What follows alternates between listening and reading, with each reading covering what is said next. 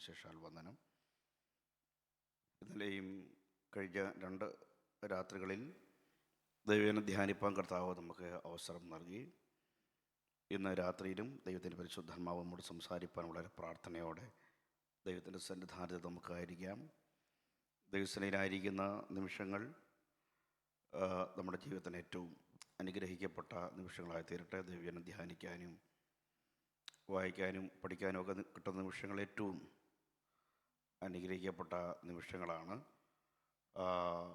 വചനത്തിൻ്റെ മാധുര്യം, വചനം എത്രയോ ശ്രേഷ്ഠമാണ്. തുടർമാനമായി ഒരു 10-15 വർഷം സെമിനാരി പഠിക്കാൻ അവസരം കിട്ടിയ ഒരാളാണ് ഞാൻ. ഇനിയും പഠിക്കാനും താല്പര്യമുണ്ട്. വചനപഠനത്തിൻ്റെ ഒരു മാധുര്യം മനസ്സിലാക്കിയ ഒരാളാണ് ഞാൻ. വിവിധ സെമിനാരികളിൽ ഇന്ത്യയിലും ഇന്ത്യക്ക് പുറത്തുമൊക്കെ പഠിക്കാൻ അവസരം നൽകിയിട്ടുണ്ട്. ആളുകളോട് പറഞ്ഞാൽ അത് മനസ്സിലാകത്തില്ല. വചന പഠനത്തിൻ്റെ അത് ഗവേഷണം ചെയ്യുന്നതിൻ്റെ, നിരന്തരമായി വചനം റിസർച്ച് ചെയ്യുന്നതിൻ്റെ, വായിക്കുന്നതിൻ്റെ, പഠിക്കുന്നതിൻ്റെ, തുടർമാനമായി ഒക്കെ പ്രത്യേക ഒരു മാധുര്യമാണ്. വചനത്തിൻ്റെ ശക്തി, വചനത്തിൻ്റെ മാധുര്യം അത് അനുഭവിച്ചറിഞ്ഞാൽ അത് ഭയങ്കരമാണ്. സ്തോത്രം. ദൈവം നമ്മെ ഒരുമിച്ച് അനുഗ്രഹിക്കുമാറാകട്ടെ. ദൈവവചനത്തോടുള്ള നമ്മുടെ സമീപനവും അങ്ങനെ ആയിരിക്കണം. തുടർമാനമായി വചനം വായിക്കാനും പഠിക്കാനും ഒക്കെ നമ്മൾ അപ്പോസ്തലപ്രവൃത്തിയാണ് കഴിഞ്ഞ 2 ദിവസങ്ങളിൽ ധ്യാനിച്ചത്. ആദിമസഭയുടെ ഒരു ഗുണം അത് തന്നെയാണ്. വചനം പഠിക്കുന്ന സഭയായിരുന്നു. അതാണ് അപ്പോസ്തലപ്രവൃത്തി 17-ാം അധ്യായം 11-ാം വാക്യത്തിൽ വായിക്കുന്നത്. അങ്ങനെ തന്നെയോ എന്ന് നിരന്തരം ഡെയിലി അവർ സെർച്ച് ചെയ്യുന്നവരാണ്, ഫൈൻഡ് ഔട്ട് ചെയ്യുക. നിരന്തരമായി ദൈവവചനം പഠിക്കുക എന്ന് പറയുന്നത്, നിരന്തരമായി ദൈവവചനം വായിക്കുക, അതൊക്കെ ഏറ്റവും അനുഗ്രഹിക്കപ്പെട്ട ഒരു സമയമാണ്. വചന പഠനത്തിന് പൊതുവെ ആൾക്കാർക്ക് താല്പര്യം കുറവാണ്. കാരണം ഞാൻ കഴിഞ്ഞ 25 വർഷമായി നിരന്തരമായി എൻ്റെ മുഖ്യ വ്യവഹാര മേഖല വചന അധ്യാപനമാണ്. അതുകൊണ്ട് വചന പഠനത്തോട് ആൾക്കാർക്ക് താല്പര്യം കുറവാണ്. അതിൻ്റെ ആത്മീയ പ്രശ്നങ്ങൾ ആണ് ഇന്ന് നമ്മുടെ ഇടയിലുള്ളത് തന്നെ. അതുകൊണ്ട് തന്നെയാണ്. അതുകൊണ്ട് ദൈവവചനം പഠിക്കാൻ കിട്ടുന്ന അവസരങ്ങൾ ഇപ്പോൾ ഓൺലൈൻ സെമിനാറുകൾ ഇഷ്ടം പോലെയുണ്ട്. ഈ പണ്ടത്തേക്കാൾ കൂടുതൽ ഇഷ്ടംപോലെ സോഴ്സുകളുണ്ട്, ഇഷ്ടംപോലെ വചന പഠനം. അനുഗ്രഹീതരായ ഡേവിഡ് വുഡിനെ പോലെയുള്ള അപ്പോളജിസ്റ്റുകളുടെ ഡിബേറ്റുകൾ, ഇഷ്ടം പോലെയുള്ള പഠനങ്ങൾ, ഇപ്പോൾ പഠിക്കാനുള്ള സോഴ്സുകൾ, സ്കോളേഴ്സിൻ്റെ ഇഷ്ടം പോലുള്ള പഠനങ്ങളൊക്കെ ലഭ്യമാണ്. അതുകൊണ്ട് ദൈവവചന പഠനത്തിന് ഇപ്പോൾ വലിയ ദാരിദ്ര്യമൊന്നുമില്ല. അതെല്ലാം പ്രയോജനപ്പെടുത്താനും പഠിക്കാനും ഒക്കെ നമ്മൾ തയ്യാറാകണം. പ്രത്യേകിച്ച് ചെറുപ്പക്കാർ, കുട്ടികൾ, യൂണിവേഴ്സിറ്റി വിദ്യാർത്ഥികൾ. കാരണം ക്യാമ്പസിൽ നടക്കുന്ന ഡിബേറ്റുകളുണ്ട്. പ്രത്യേകിച്ച് ഇസ്ലാമിസ്റ്റുകളായ കുട്ടികൾ ഉന്നയിക്കുന്ന വൈജ്ഞാനിക തർക്കങ്ങളിൽ മറുപടി പറയാൻ പറ്റാത്തവരാണ് നമ്മുടെ കുട്ടികൾ.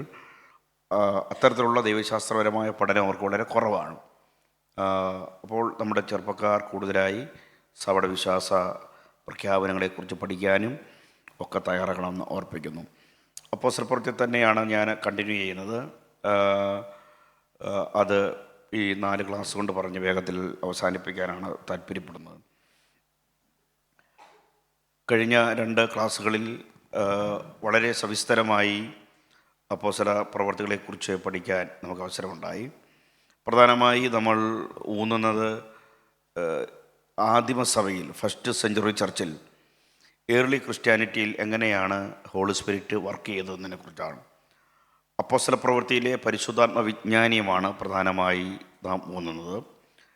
അത് പഠിക്കുന്നതിൻ്റെ ഉദ്ദേശം എങ്ങനെയാണ് സഭ വളർന്നത്, സഭ എങ്ങനെയാണ് സുവിശേഷീകരണ പ്രവർത്തനങ്ങളിൽ ഇടപെട്ടത്, സഭയുടെ ദൗത്യതന്ത്രങ്ങൾ, മിഷൻ സ്ട്രാറ്റജി എന്തായിരുന്നു, സുവിശേഷീകരണ യജ്ഞങ്ങളിൽ എങ്ങനെയാണ് അവർ ഇടപെട്ടത്, സഭയുടെ അഡ്മിനിസ്ട്രേഷൻ എങ്ങനെയായിരുന്നു, സഭയെ എങ്ങനെയാണ് ലീഡർഷിപ്പ് നയിച്ചത്, അവരുടെ ന്യൂമറിക്കൽ സ്ട്രെങ്ത് എങ്ങനെയായിരുന്നു, അവരുടെ ഉപദേശം എന്തായിരുന്നു, അവരുടെ അധ്യാപനം എന്തായിരുന്നു, അവരുടെ ഡിഡാക്കെ പഠിപ്പിക്കൽ എന്തായിരുന്നു. ഇതെല്ലാം കൃത്യമായി മനസ്സിലാക്കുക വഴി നമ്മുടെ സഭ, വർത്തമാനകാല സഭ എങ്ങനെയാണ് ആയിരിക്കേണ്ടതിനെക്കുറിച്ചുള്ള സ്വയവിമർശനവും പരിശോധനയുമാണ് അതിലൂടെ നാം നടത്തുന്നത്. കഴിഞ്ഞ 2 ക്ലാസ്സുകളിൽ പങ്കെടുത്തവർക്കറിയാം, കണ്ടംപററി ചർച്ചുമായി ഏറെ ദൂരത്തിലാണ് ആദിമസഭ യാത്ര ചെയ്യുന്നത്. കാരണം ആദിമസഭ 100% പരിശുദ്ധാത്മാവിനാൽ നയിക്കപ്പെട്ട ഒരു സഭയായിരുന്നു. കഴിഞ്ഞ ഒരു ചെറിയ കാലഘട്ടങ്ങൾ കൊണ്ട് തന്നെയാണ് സഭ വളർന്നത്. AD 30 മുതൽ 62 വരെയുള്ള ഏകദേശം 33 വർഷം, ഒരു ചുരുങ്ങിയ കാലഘട്ടം. എങ്ങനെയാണ് ഒരു ചെറിയ ഗ്രൂപ്പ്, ഒരു സംവിധാനമില്ലാത്ത, ഇൻഫ്രാസ്ട്രക്ചർ ഇല്ലാത്ത, സൗകര്യങ്ങളില്ലാത്ത, ഇന്ന് കാണുന്ന ഒരു സൗകര്യങ്ങൾ ന്യൂ ടെസ്റ്റമെൻ്റ് പോലും ഇല്ലായിരുന്നു. അവർ ഓൾഡ് ടെസ്റ്റമെൻ്റ് വെച്ചുകൊണ്ടാണ് ദൈവത്തെ ആരാധിച്ചത്. യശയാപ്രവചനം 53 അധ്യായം വായിച്ചാണ് ഒരാൾ സ്നാനപ്പെടുന്നത്. യശയാപ്രവചനം 53 അധ്യായത്തിലൊന്നും സ്നാനമില്ല. പിന്നെ എങ്ങനെയാണ് യശയാപ്രവചനം 53 അധ്യായം വായിച്ച് തേരിലിരുന്ന ഒരാൾ സ്നാനപ്പെടുന്നത്? അപ്പോൾ ഓൾഡ് ടെസ്റ്റമെൻ്റ് വായിച്ചാണ് ആ സഭ മുന്നോട്ട് പോയി. ന്യൂ ടെസ്റ്റമെൻ്റ് പോലും ഇല്ലാത്ത സഭ, സൗകര്യങ്ങളും സംവിധാനങ്ങളും പശ്ചാത്തല സംവിധാനങ്ങളും ഒന്നും ഇല്ലാത്ത സഭ, നിരന്തരമായി സ്റ്റേറ്റ് പീഡിപ്പിച്ചുകൊണ്ടിരുന്ന, പെർസിക്യൂഷനോടെ കടന്നുപോയ ഒരു സഭ.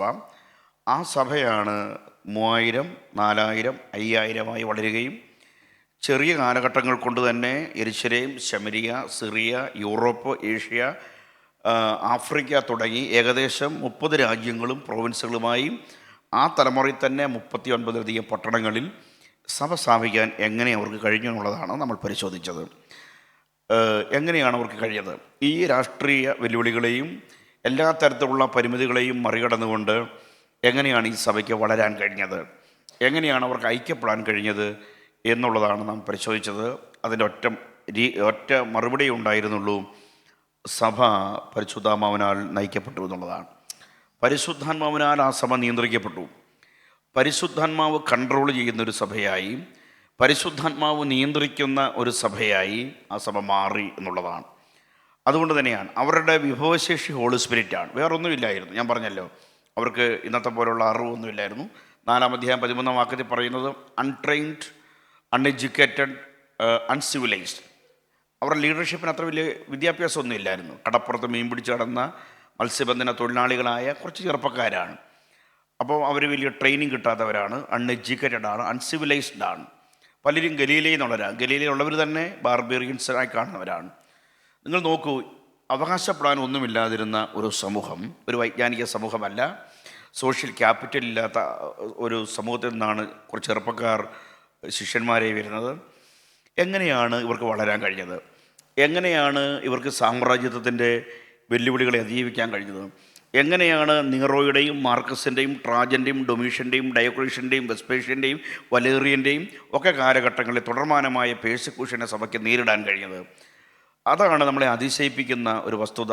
ഒരു ചെറിയ ഒരു ഗ്രൂപ്പാണ്, ഗാർഹിക അടിമകളാണെന്ന് ഓർക്കണം.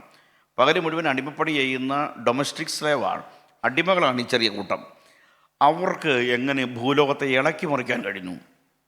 എങ്ങനെ അവരുടെ കാലഘട്ടത്തിൽ തന്നെ, ആ കാലത്തെ ഏറ്റവും വലിയ നഗരകേന്ദ്രീകൃത മധ്യവർഗങ്ങളിടയിൽ, ഫിലിപ്പിയ, ഏഥൻസ്, തെസലോനിക്ക, കൊലോസ് പോലുള്ള പട്ടണങ്ങളിൽ സഭ സ്ഥാപിക്കാൻ കഴിഞ്ഞു എന്നുള്ളതാണ്.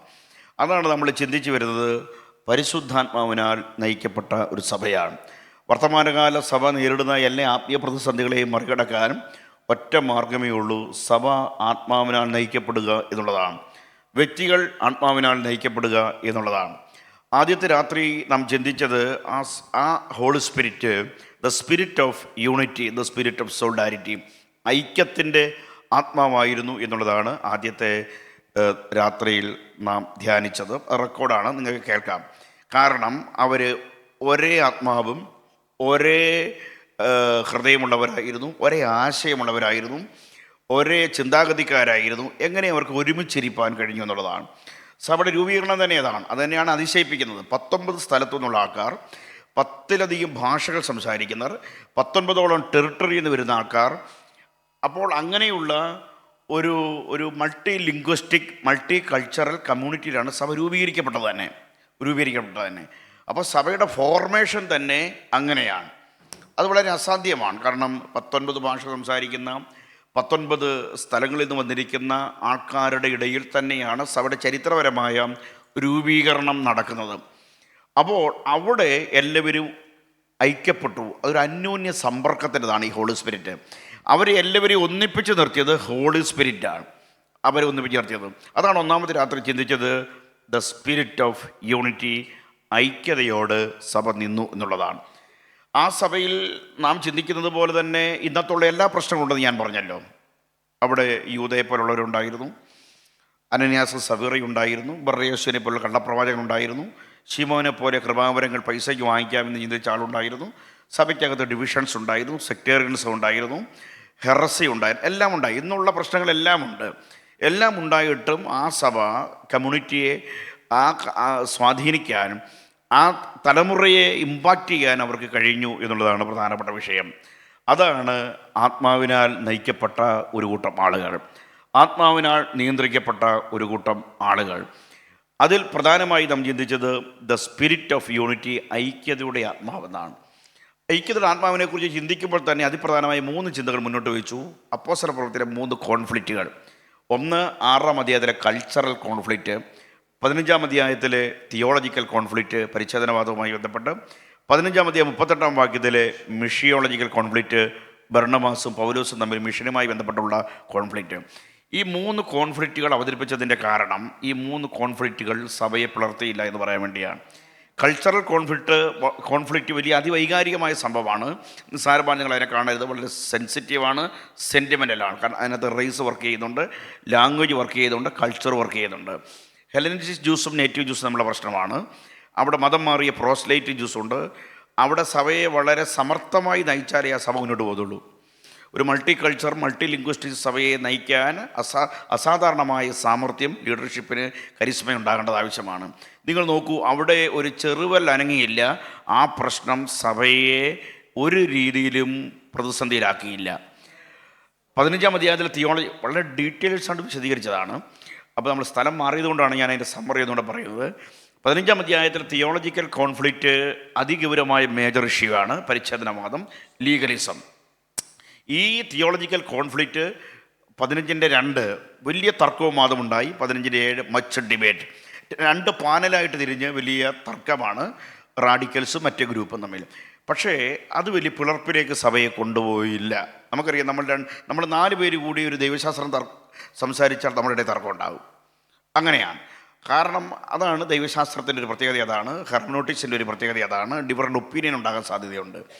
പക്ഷേ നിങ്ങൾ നോക്കൂ, അത്രയ്ക്ക് വലിയ തർക്കമുണ്ടായിട്ടും അവിടെ പിളർപ്പുണ്ടായില്ല. അതിൻ്റെ കാരണം 15-ന്റെ 28 കാരണം പരിശുദ്ധാത്മാവ് എല്ലാവരോടും സംസാരിച്ചു. തർക്കിച്ച താർക്കിക മറുപക്ഷത്തോടും എല്ലാവരോടും പരിശുദ്ധാത്മാവ് സംസാരിച്ചു. അതാണ് 15-28 ജാതികളുടെ മേൽ അധികം ഭാരം ചുമത്തരുത്, ഞങ്ങൾക്കും പരിശുദ്ധാത്മാവിന് ഒരുപോലെ തോന്നി.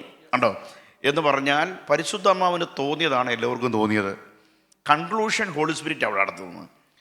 ആ വിഷയത്തിൻ്റെ കൺക്ലൂഷനിലേക്ക് ഹോളി സ്പിരിറ്റാണ് ജനത്തെ കൊണ്ടുവരുന്നത്. അപ്പോൾ തർക്കമെല്ലാം മാറി പരിശുദ്ധാത്മാവ് അതിൻ്റെ കൺക്ലൂഷനിലേക്ക് ആൾക്കാരെ കൊണ്ടുവരികയാണ്. അതൊക്കെ വലിയ അസാധാരണമായ സംഭവമാണ്. ഈ പറയുന്ന പോലെ അതൊന്നും എളുപ്പമല്ല. കാരണം അങ്ങനെ തർക്കങ്ങളിൽ ഏർപ്പെടുന്ന, ഡിബേറ്റുകളിൽ ഏർപ്പെടുന്ന ബിഷപ്സിനെ എല്ലാവരെയും കൂടി ഒരു സെൻട്രൽ പോയിന്റിലേക്ക് ഹോളി സ്പിരിറ്റ് കൊണ്ടുവരിക എന്ന് പറയുന്നത്, ആ ലീഡർഷിപ്പ് പരിശുദ്ധാത്മാവിനാൽ നയിക്കപ്പെട്ടവരായിരുന്നു. നിങ്ങൾ മനസ്സിലാക്കണം, പരിശുദ്ധാത്മാവോട് സഹകരിക്കുന്നവരായിരുന്നു എന്ന് നമ്മൾ മനസ്സിലാക്കേണ്ടതായിട്ട് ഉണ്ട്. അങ്ങനൊരു കമ്മിറ്റി കൂടാൻ തന്നെ 50 വർഷം എടുത്തു. അതൊക്കെ നമ്മളെ അതിശയിപ്പിക്കുന്ന സംഭവമാണ്. ഒരു കൗൺസിൽ കൂടാൻ 50 വർഷം എടുക്കുക, രണ്ടാമത്തെ കൗൺസിൽ കൂടാൻ പിന്നെയും 207 വർഷം കഴിഞ്ഞ് 325 വർഷം എടുക്കുക. ഒക്കെ വലിയ വിഷയമാണ്. ഞാൻ ഇന്നലെ ഇവരോടെല്ലാം പറഞ്ഞായത് 1000 വർഷം സഭ വളർന്നില്ലെന്ന് പ്രസംഗം കേൾക്കുന്ന ആൾക്കാർ ആദ്യമായിട്ട് കേൾക്കുന്നതിൽ പെട്ടോണം. 1000 വർഷം സഭ വളർന്നില്ല. 1000 വർഷം 2 വർഷം കഴിയും ഇനി UK വരുമ്പോഴറിയാം ഏതൊക്കെ സഭ വളർന്നെന്ന്. നിസ്സാരമായിട്ട് നമ്മളിതിനെ കാണരുത്. 1000 വർഷം പിളരാതൊരു സഭ നിൽക്കുക എന്ന് പറയുന്നത് ചർച്ചിന് ഗൗരവമായി നമ്മൾ മനസ്സിലാക്കി. 1054 സഭ വളർന്നത്. കിഴക്കും പടിഞ്ഞാറുമായി സഭ വളർന്നത് 1054 മേജർ സ്കിസം എന്നാണ് നമ്മളതിനെ വിളിക്കുന്നത്.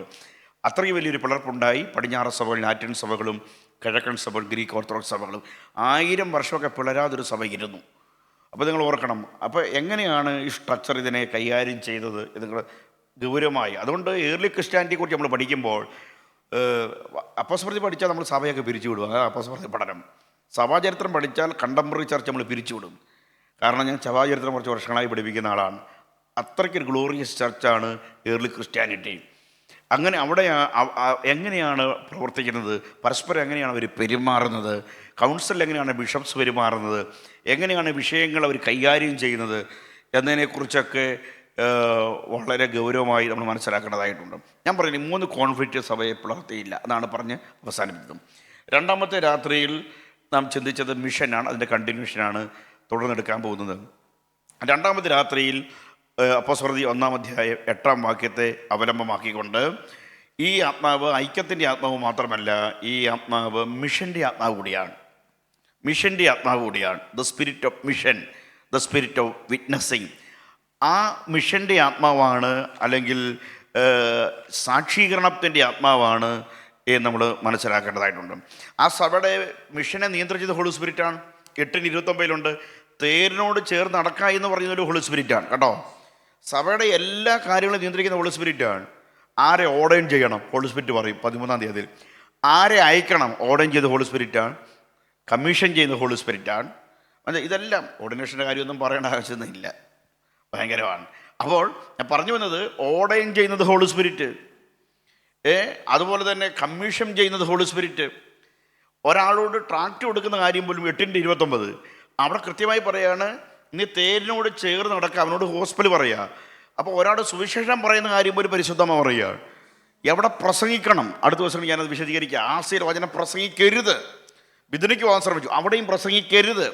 പിന്നെ ഇവിടെ പോകണം, മക്കതോനിക്ക് പോവുക, മാസലോണിയ കോൾ. ഹോളി സ്പിരിറ്റ് പ്രീച്ചിങ്ങിനെ നിയന്ത്രിക്കുന്നു. ഓർഡർ ചെയ്യേണ്ടത് ആരെയാണെന്ന് പറയുന്നു, കമ്മീഷൻ ചെയ്യേണ്ടത് ആരെയാണെന്ന് പറയുന്നു, ആരോട് സുവിശേഷം പറയണം, അത് 8:29 സുവിശേഷം പറയണമെന്ന് പറയുന്നു, മിഷനെ നിയന്ത്രിക്കുന്നു, 15:28 അഡ്മിനിസ്ട്രേഷനെ നിയന്ത്രിക്കുന്നു, വർഷിപ്പിനെ നിയന്ത്രിക്കുന്നു, പ്രാർത്ഥനയെ നിയന്ത്രിക്കുന്നു. അങ്ങനെ സഭയുടെ ആഭ്യന്തര ഘടനയെ മുഴുവനായി ആസകലം നിയന്ത്രിക്കുന്നത് ഹോളി സ്പിരിറ്റാണ്. ഹോളി സ്പിരിറ്റാണ്. ഇതായിരുന്നു ആ സഭ, ഇതായിരുന്നു ഏർലി ക്രിസ്ത്യാനിറ്റിയിലെ സഭ എന്ന് പറയുന്നത്. എന്തെങ്കിലും അവിടെയാണ് മിറക്കിൾ നടന്നത്. അവിടെയാണ് മന്ത്രവാദികൾ പുസ്തകവും ചരടും കൊണ്ടിട്ട് കത്തിച്ച് കളഞ്ഞത്. അവിടെയാണ് മുടന്തര് നടന്നത്. അവിടെയാണ് 1-ാം വാതിലും 2-ാം വാതിലും ദൂതൻ തുറന്നത്, ഇരുമ്പ് വാതിൽ സ്വതവേ തുറന്നത്. അവിടെയാണ് മിറക്കിൾ നടന്നത്. ഇതൊക്കെ നടക്കണമെങ്കിൽ കൃത്യമായി പരിശുദ്ധാത്മാവ് സഭയെ അടിമുടി കൺട്രോൾ ചെയ്യണം. പരിശുദ്ധമാവ് പ്രവർത്തിക്കണം, ഇടപെടണം. അതുകൊണ്ട് അപ്പോസ്തലപ്രവൃത്തിയിൽ എങ്ങനെയാണ് സംസാരിച്ച ആ രീതിയിലേക്ക് നമ്മൾ കടന്നു വരണ്ടായിരുന്നു. 1:8 വിശദീകരിച്ചത്, പരിശുദ്ധമാവ് നിങ്ങളുടെ മേൽ വരുമ്പോൾ നിങ്ങൾ ശക്തി ലഭിച്ചിട്ട് ഉണ്ടോ. അപ്പോൾ ഹോളി സ്പിരിറ്റ് മിഷൻ്റെ ആത്മാവാണ്. അത് വിറ്റ്നസിങ്ങിന് വേണ്ടിയാണ് വന്നത്. പരിശുദ്ധാത്മാവ് വന്നത് മിഷൻ കംപ്ലീറ്റ് ചെയ്യാൻ വേണ്ടിയാണ്. എന്താണ്? എന്നിട്ട് നിങ്ങൾ ജെറുസലേമിലും, ഞാൻ പറഞ്ഞല്ലോ E1 E2 E3 ഇവാഞ്ചലിസത്തെക്കുറിച്ച് ഇന്നലെ പറഞ്ഞല്ലോ, E1 E2 E3 ഇവാഞ്ചലിസം. ജെറുസലേമിലും എന്ന് പറഞ്ഞാൽ അത് ഹോം ടൗൺ ഇവാഞ്ചലിസമാണ്. സെയിം ലാംഗ്വേജ്, സെയിം കൾച്ചറാണ് അവിടെ. ജുഡിയായിലും അത് നെയ്ബർഹുഡ് ഇവാഞ്ചലിസമാണ്, അവിടെയും സെയിം ലാംഗ്വേജും സെയിം കൾച്ചറുമാണ്.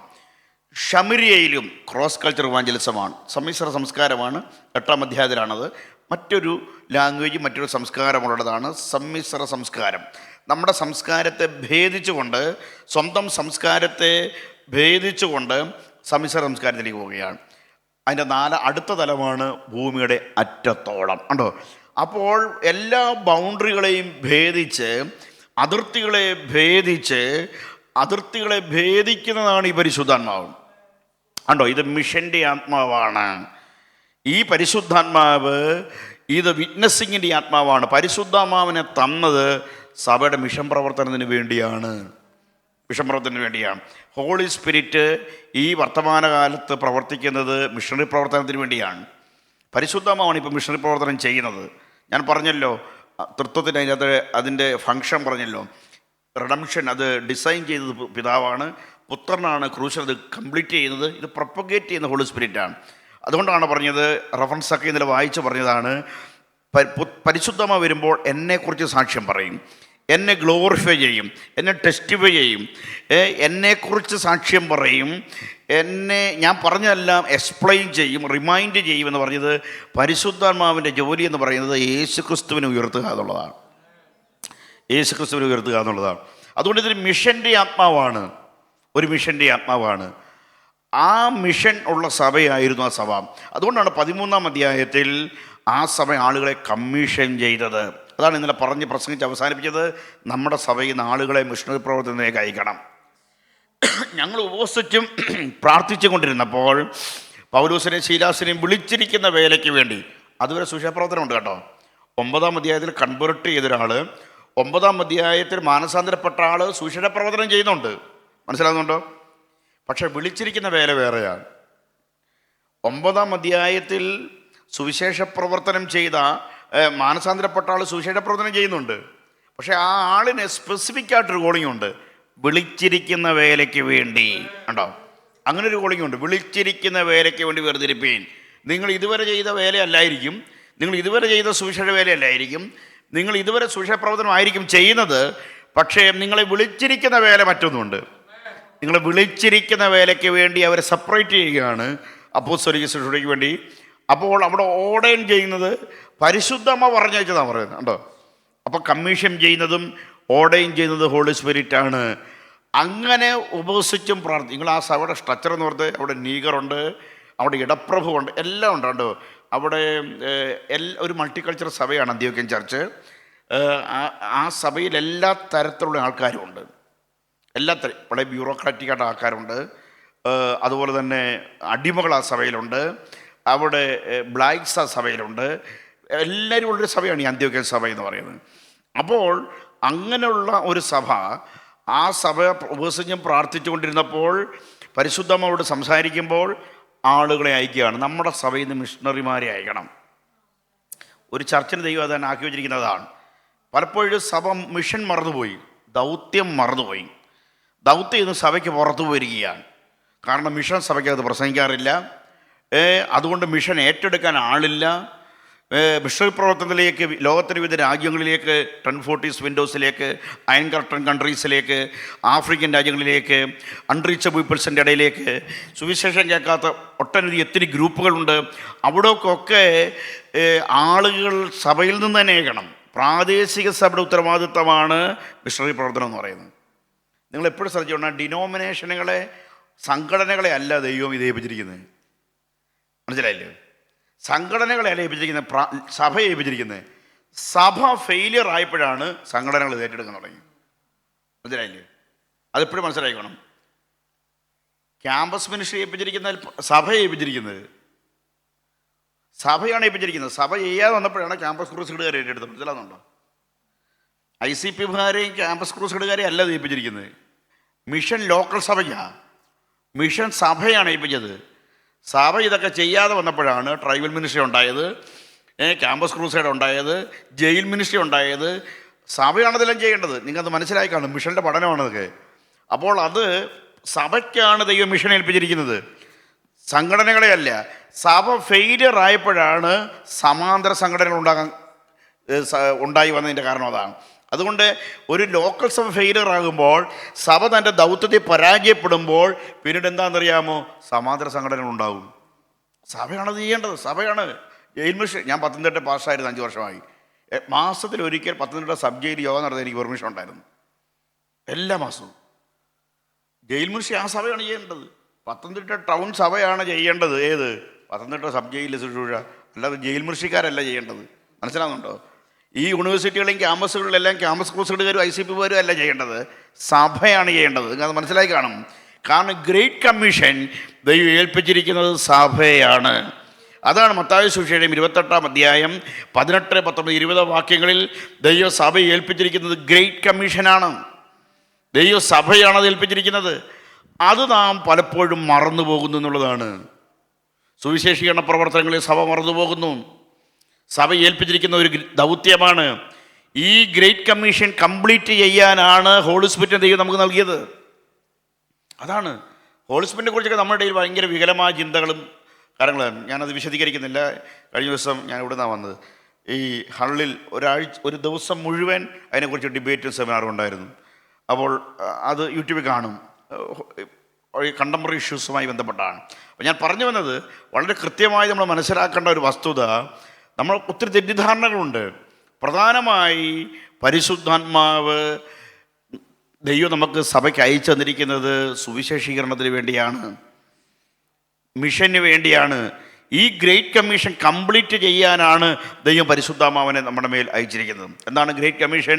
മത്തായി 28-ന്റെ 18, 19, 20 വാക്യങ്ങൾ വളരെ കൃത്യമായി പറയുന്നുണ്ട്. അതാണ് ദൈവസഭ ഏൽപ്പിച്ചിരിക്കുന്നത്. അതാണ് നിങ്ങൾ ശക്തി ലഭിക്കുവോളം നഗരത്തിൽ പാർക്കാനാണ് പറഞ്ഞത്. ശക്തി ലഭിച്ചു കഴിഞ്ഞാലോ നഗരം വിടാനാണ് പറഞ്ഞത്. അപ്പോൾ വിറ്റ്നസ്സിങ് സാക്ഷീകരണത്തിന് വേണ്ടിയാണ്. അതുവരെ നിങ്ങൾ ഈ നഗരത്തിൽ പാർക്കണം. പവർ കിട്ടിക്കഴിഞ്ഞപ്പോൾ അവർ പുറപ്പെടാൻ തുടങ്ങി. പിതാവിനെ അറിഞ്ഞു കഴിഞ്ഞപ്പോൾ, പുത്രനെ അറിഞ്ഞു കഴിഞ്ഞപ്പോൾ, ഹോളി സ്പിരിറ്റ് കിട്ടിക്കഴിഞ്ഞപ്പോൾ അവർ സുവിശേഷീകരണം പറയാൻ തുടങ്ങി. നമ്മൾ ആളുകളുടെ യേശുവിനെ കുറിച്ച് പറയാൻ തുടങ്ങി. അസാധാരണമായ പവറാണ് അവർക്ക് കിട്ടിയത്.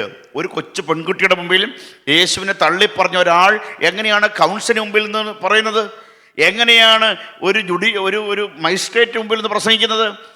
നിങ്ങൾ ക്രൂശിച്ചു വന്ന യേശുവിൻ്റെ നാമത്തിലാണ് ഞങ്ങൾ ഇവനെ സൗഖ്യമാക്കിയെന്ന് പത്രോസ് പറഞ്ഞതിൻ്റെ കാരണം എന്താ? അവന് പരിശുദ്ധാത്മാവിൻ്റെ ശക്തി കിട്ടിയപ്പോഴാണ്. പരിശുദ്ധാത്മാവിൻ്റെ ശക്തി പത്രോസിൻ്റെ മേൽ എപ്പോൾ വന്നോ അപ്പോൾ അവർക്ക് സാക്ഷീകരണത്തിനുള്ള ധൈര്യം അവർക്കുണ്ടായി, കറേജ് ഉണ്ടായി. അവർക്ക് ന്യായാധിപ സംഘത്തിന് മുമ്പിൽ നിന്നുകൊണ്ട് പറയാം, ഞങ്ങൾ പ്രസംഗിക്കും, മറ്റൊരുത്തനിൽ രക്ഷയില്ല, നാം രക്ഷിക്കപ്പെടുവാൻ യേശുവിൻ്റെ നാമമല്ലാതെ വേറൊരു നാമവും ഇല്ല. ഉണ്ടോ? അത് ഇവിടുന്ന് കിട്ടി. അതാണ് പവർ. അത് സുവിശേഷീകരണത്തിൻ്റെ ആത്മാവാണ്. അത് ആരുടെ മുമ്പിൽ നിന്നാലും കൃത്യമായി പരിശുദ്ധാത്മാവ് നിങ്ങളുടെ നാവിൽ തരുമെന്നാണ് പറഞ്ഞത്. അത് നാവിൽ തരും. സ്തോത്രം. ഈ അപ്പോളറ്റിക്സ് മിനിസ്ട്രി സജീവമായപ്പോഴാണ് ഇത് കൃത്യമായി നമുക്കത് മനസ്സിലായത്.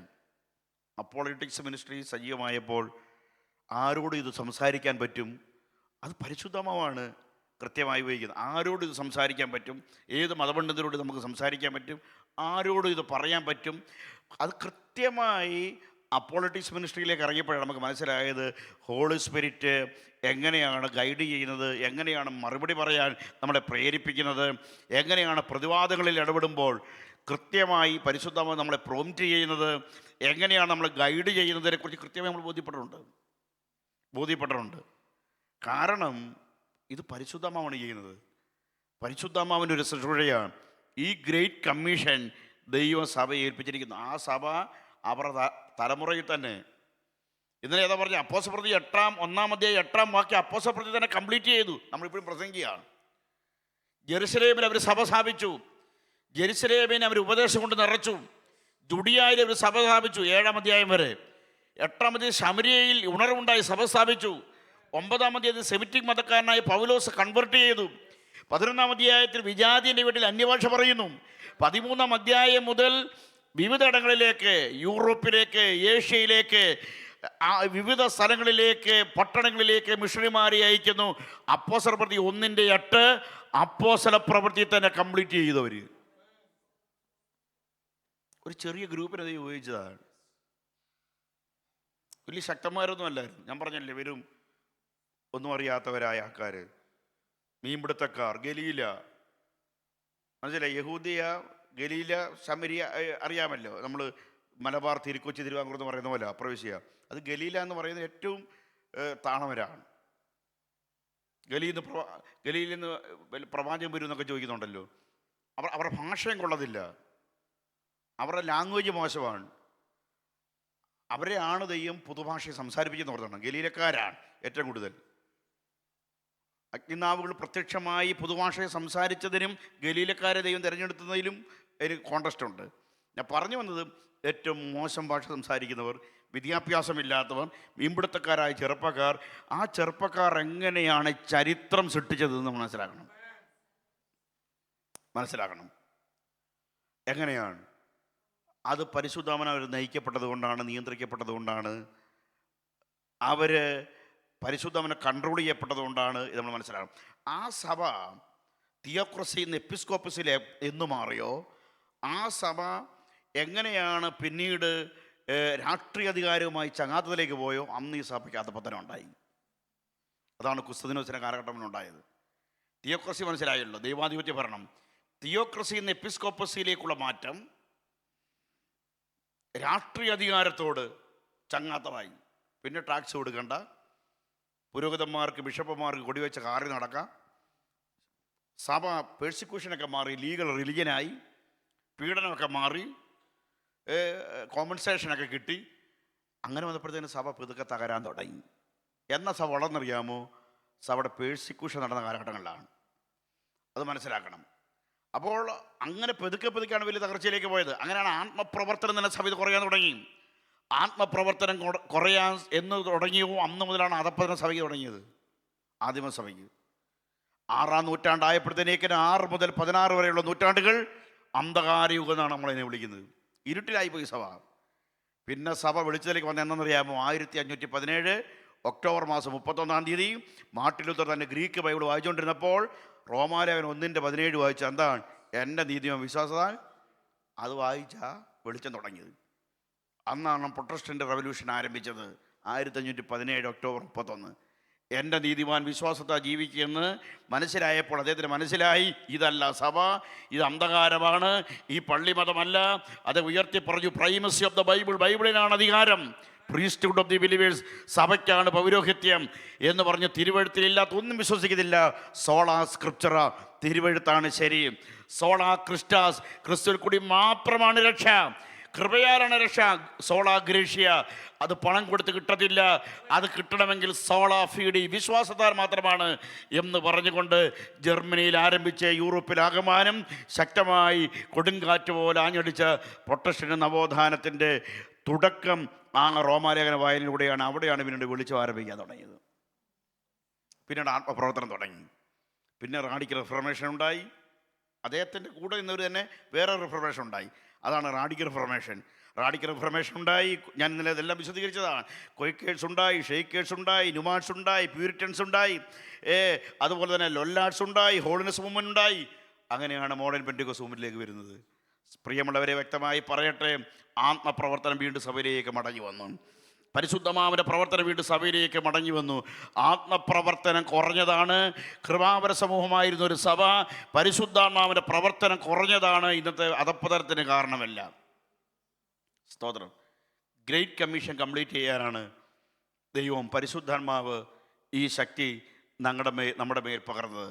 മത്തായി സുവിശേഷം 28-ാം അധ്യായം 18-19 വാക്യങ്ങൾ.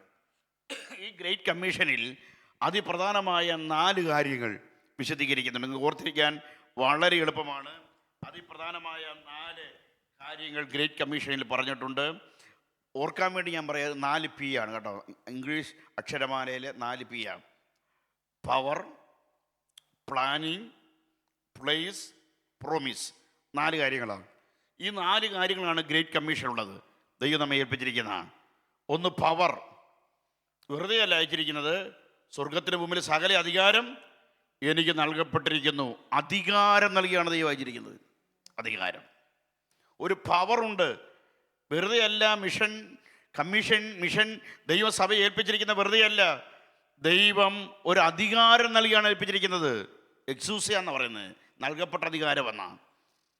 ഒരു അധികാരം നൽകിയാണ്. ഈ മിഷനകത്തൊരു അധികാരമുണ്ട്, അതാണ് പവർ. 2, പ്ലാനിങ്. വെറുതെ അല്ല അയച്ചിരിക്കുന്ന ഒരു ആസൂത്രണമുണ്ട്, പ്ലാനിങ് ഉണ്ട്. 3ാമതായി പ്ലേസ്. ഇവിടാണ് ഈ മിഷൻ പറയേണ്ടത്. 4, പ്രോമിസ്. വാഗ്ദത്തം നൽകിയിരിക്കുകയാണ്. ഈ 4 കാര്യങ്ങളും അതിനകത്ത് ഉള്ളടക്കം ചെയ്തിട്ടുണ്ട്. 1, പവർ, അധികാരം. ഒരു അധികാരം നൽകിയാണ് ദൈവം നമ്മെ അയച്ചിരിക്കുന്നത് കേട്ടോ. വെറുതെ അല്ല, സഭയ്ക്കൊരു അധികാരമുണ്ട്. ഈ ദൗത്യത്തിനകത്ത് ദൈവം ഒരു അധികാരം നൽകിയാണ് അയച്ചിരിക്കുന്നത്. എന്താണ് അധികാരം? 1, ശ്രേഷ്ഠാധികാരം. നിങ്ങൾ ശ്രേഷ്ഠാധികാരം എന്ന് വായിച്ചിട്ടുണ്ടോ? എവിടെ? റോമാലേഖനം 13:1 പറയുന്നു, ശ്രേഷ്ഠ അധികാരങ്ങൾ കീഴടങ്ങട്ടെ. ഒരു സുപ്രീം അതോറിറ്റി ഉണ്ട്. ദൈവത്തിൻ്റെ അധികാരമാണ് ശ്രേഷ്ഠ അധികാരം. ഏറ്റവും മുകളിലത്തെ അധികാരമാണ്, സുപ്രീം അധികാരമാണ്. ഒരു ശ്രേഷ്ഠ അധികാരത്തെക്കുറിച്ച് പറയുന്നുണ്ട്. തീർന്നില്ല. ക്രിസ്തുവിൻ്റെ അധികാരം. സ്വർഗത്തിലും ഭൂമിയിലും സകല അധികാരം എനിക്ക് നൽകപ്പെട്ടിരിക്കുന്നു. അത് ക്രിസ്തുവിന് നൽകപ്പെട്ട അധികാരമാണ്. ക്രിസ്തുവിന് നൽകപ്പെട്ട അധികാരം, അതിനെയാണ് നമ്മൾ എക്സൂസിയ എന്ന് പറയുന്നത്. നൽകപ്പെട്ട അധികാരത്തിന് അങ്ങനെ പറയുന്നത്, എക്സൂസിയ എന്ന് പറയുന്നത്. ക്രിസ്തുവിന് നൽകപ്പെട്ട അധികാരമാണ്. ആ അധികാരമാണ് പാപം മോചിക്കാനുള്ള അധികാരം, പ്രകൃതിമേലുള്ള അധികാരം, പിശാചിൻ്റെ മേലുള്ള അധികാരം, മരണത്തിന്മേലുള്ള അധികാരം, രോഗത്തിന്മേലുള്ള അധികാരം, സകലത്തിന്മേലും അധികാരമുള്ളൊരു വ്യക്തിയാണ്. യേശുവിൻ്റെ പ്രസംഗത്തെക്കുറിച്ച് എന്താ പറഞ്ഞത്? നമ്മുടെ റബിമാരുടെ പ്രസംഗത്തെ പോലെയല്ല. അവൻ്റെ പ്രസംഗം അധികാരത്തോടു കൂടിയാണ്. അവൻ കൽപ്പിക്കുമ്പോൾ ഭൂതങ്ങൾ വിട്ടുപോകുന്നു. കണ്ടോ? അധികാരമുള്ളൊരു വ്യക്തിയായിരുന്നു. പവർ, അധികാരം. ഈ അധികാരം യേശു ക്രിസ്തുവിനുണ്ടായിരുന്നു. ഈ അധികാരം തന്നെയാണ് സഭയ്ക്ക് ദൈവം നൽകിയിരിക്കുന്നത്. ലൂക്കോസ് 10:19 പറയുന്നുണ്ട്, പാമ്പുകളെയും തേളുകളെയും ശത്രുവിൻ്റെ സകല ബലത്തെയും ചവിട്ടുവാൻ ഞാൻ നിങ്ങൾക്ക് അധികാരം നൽകിയിരിക്കുന്നു. മനസ്സിലായില്ലേ? കൈമാറ്റം ചെയ്യപ്പെട്ട അധികാരമാണ്, സഭയ്ക്ക് നൽകിയ അധികാരമാണ്. അതാണ് എഫേസ്യരിൽ പറയുന്നത്, സകലവും നിറയ്ക്കുന്നവൻ്റെ നിറവായ തൻ്റെ ശരീരമായ സഭയ്ക്ക് ദൈവം കൊടുത്തിരിക്കുന്നു. കൈമാറ്റം ചെയ്യപ്പെട്ട അധികാരമാണ്. അപ്പോൾ സഭയ്ക്ക് ദൈവം ഒരു അധികാരം നൽകിയിട്ടുണ്ട്. ഈ അധികാരം രോഗികളെ സൗഖ്യമാക്കാനുള്ള അധികാരമാണ്, ഭൂതങ്ങളെ പുറത്താക്കാനുള്ള അധികാരമാണ്, മരിച്ചവരെ ഉയർപ്പിക്കാനുള്ള അധികാരമാണ്, പ്രകൃതിമേലുള്ള അധികാരമാണ്. ഈ അധികാരമെല്ലാം ദൈവം സഭയ്ക്ക് നൽകിയിട്ടുണ്ട്. കണ്ടോ, സഭയ്ക്കൊരു അതോറിറ്റി ഉണ്ട്. പലപ്പോഴും നമ്മൾ നമ്മുടെ പ്രിവിലേജ്, നമ്മുടെ ഐഡൻറ്റിറ്റി അറിയത്തില്ല. എഫേസ്യ ലേഖനം അതിനുവേണ്ടി എഴുതിയൊരു ലേഖനമാണ്. ചർച്ചിന് സഭയുടെ ഐഡൻറ്റിറ്റിയെക്കുറിച്ച്, അവരുടെ പ്രിവിലേജിനെ കുറിച്ച്, അവരുടെ പൊസിഷനെ കുറിച്ച് പലപ്പോഴും അറിയുന്നില്ല. എഫേസ്യ ലേഖനത്തിൽ അത് കൃത്യമായിട്ടത് പറയുന്നുണ്ട്. അതുകൊണ്ടാണ് പറഞ്ഞത്, നിങ്ങൾ ആരാണ് നിങ്ങൾ അറിയണം. നിങ്ങളുടെ പ്രിവിലേജ് നിങ്ങൾ അറിയണം, നിങ്ങളുടെ പൊസിഷൻ നിങ്ങൾ അറിയണം, നിങ്ങളുടെ അവകാശങ്ങളെക്കുറിച്ച് നിങ്ങൾ അറിയണം, നിങ്ങളുടെ അനുഗ്രഹങ്ങളെക്കുറിച്ച് നിങ്ങൾ അറിയണം, നിങ്ങളുടെ അതോറിറ്റി, അധികാരങ്ങളെക്കുറിച്ച് നിങ്ങൾ അറിയണം എന്ന് പൗലോസ് പറയാണ്. ഞാൻ ആഗ്രഹിക്കുന്നു, the ice of your heart may be enlightened. നിങ്ങളുടെ കണ്ണം തുറക്കണം. കണ്ണ് തുറന്ന് കാണാത്തത് കൊണ്ടാണ് നിങ്ങൾ ആരാണെന്ന് അറിയാത്തത്. 1. 2, നിങ്ങളുടെ അജ്ഞതയാണ്.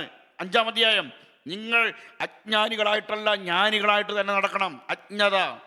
4-ാം അധ്യായത്തിൽ ഇൻഫൻസി, നിങ്ങളുടെ ശൈശവത്വം. ഈ 3 കാര്യമാണ്.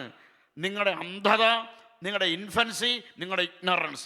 ഈ 3 കാര്യം നിമിത്തം നിങ്ങളുടെ സമ്പന്നതയെക്കുറിച്ച്, കുറച്ചൊന്നുമല്ല, കൃപാധനം, കൃപയുടെ അത്യന്തധനം, ക്രിസ്തുവിൻ്റെ അപ്രമേധനം, ഇവരുടെ വേർപ്ലയാണ്. ക്രിസ്തുവിൻ്റെ അപ്രമേധനം, അവകാശത്തിൻ്റെ മഹിമാധനം. ഈ ധനം വിശദീകരിക്കുക, മനസ്സിലാക്കാൻ വേണ്ടി ഇങ്ങനെ വിശദീകരിച്ച് തരിക. അത് പുള്ളിക്കേ പറ്റൂ പൗലോസിനെ. എത്രത്തോളം അത്രത്തോളം മനസ്സിലാക്കാൻ വേണ്ടിയാണ് കൃപാധനം, കൃപയുടെ അത്യന്തധനം, ക്രിസ്തുവിൻ്റെ അപ്രമേധനം, അവകാശത്തിൻ്റെ മഹിമാധനം എല്ലാം ഇങ്ങനെ പറയുകയാണ്. ഇതിങ്ങനെ പറയുകയാണ്. ഈ ധനം ഇതിങ്ങനെ പൊക്കി നമ്മുടെ തലയിലോട്ട് എടുത്തു തരിക.